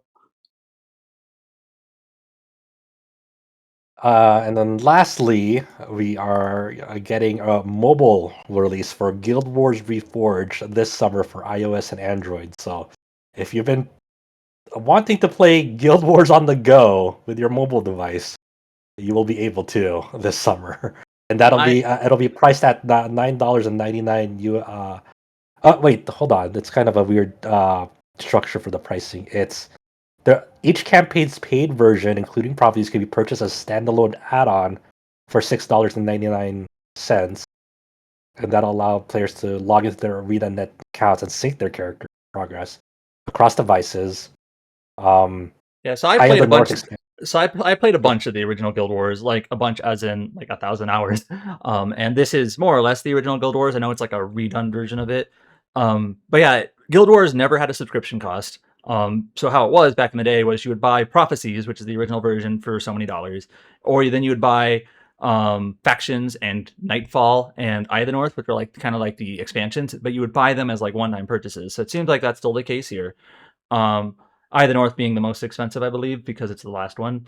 But yeah, I'm kind of curious like how this works with a mobile UI, because this is like, it's a mid-2000s MMO, but it's still a MMO type game where you have like a lot of like icons on the screen, and you're usually hitting these with like hotkeys or your mouse, and it's like doing this on a phone. Yeah, they have some screenshots where you definitely do see some of the elements that you can engage with on that UI. But mobile MMOs always seems to be a hard, like, I don't like, are those actually successful? I don't know, because I feel like maybe I'm just out of the loop. Like I just feels like it feels insurmountable to find success through that format. Guild Wars, the original, and even Reforged, I have to imagine is you could play this on most PCs these days, even just like a basic laptop. You could probably play it because it's obviously like a 20-year-old game. Even like a Steam Deck, I imagine, right? Possibly. I have to, yeah. But yeah, just I don't know, like the utility of playing it on your phone, like if you're traveling, maybe I guess is better than a laptop. But yeah, but it's so small. The screen is so small. like imagine you're trying to do like a fucking raid. I can imagine like you're trying to take out like a like a mission boss or whatever, and like George, why are you holding us back? It's like, sorry, I'm playing on my phone. Like, George, why are you playing on your phone? Look, it wouldn't be what if you play it on like a foldable phone, so it turns into a tablet? Then it won't be too bad. No, let's ask Square Enix. How do you make a MMO on mobile successful? How's FF14 working out? Oh my god. I honestly did not know that was crashing and burning. I swear to It's been God. crashed and burned for a while now. That caught me totally off guard. I thought it was just slightly trucking along over, like, I think in China where it released, right? Yeah. All right. Well, that was our last news story here. What is coming up this upcoming week? Let us check. I know there's still Golden Week over in Japan, so it should still be relatively quiet. It's been a few days since I updated my calendar, so it might be a little bit out of date. I think I updated it like within a you week. know what I typed in Google to search for the release date stuff? I usually put like 2026 in video games for the Wikipedia Yeah. list, but I put 2026 in mobile games. Hey, you'll get to see the other Josh's Anime News Network stuff because he does that. There you go. He's right. But yeah, upcoming this week, the first week of May here, we have Alabaster Dawn. Alabaster Dawn's early access release. I know a lot of people are excited for that. I'll reiterate that apparently that game is planned to be on early access for a while. So like this is early access, like 2 years probably. So there's that. Well, we do have a new. Well, it's not this upcoming, but we do have a new Tri-Ace title soon. Oh, what was that? Octopims. Oh yeah, that one. It's that party game with some social deduction. It's co-developed by Lasengo, who are the studio behind Fate Grand Order. What a weird I've been seeing that like on the Octopims Steam page. There's like all sorts of like interviews with like a variety of there's like programming, like a Q&A with like programming, like director, art. Like they've been releasing like Q&As with like factions of that upcoming game. Weird. I hope it's cool. I hope it's cool. But once again, that party social deduction game is hard to penetrate. Like, remember Killer In from Square Enix? Yeah. No one remembers that. That barely came out, and no one remembers. And I don't. Yeah. So we'll see what we're going to be talking about next week. Till then, stay safe, take care. You can find us over at our main site, rpgsite.net. You can find us on socials just by searching up RPG Site and searching up Tetracast on your favorite podcast app if you want to listen to us on a podcast app. And you can you can go join our Discord over at discord.gg/RPG Site, I think. What is that? Right. Discord.gg/RPG Site. And you can find that button at the top of the front page on the site as well, the Discord button. To that. So yeah, active community, continue to truck along and play video games in general. Take care and peace out.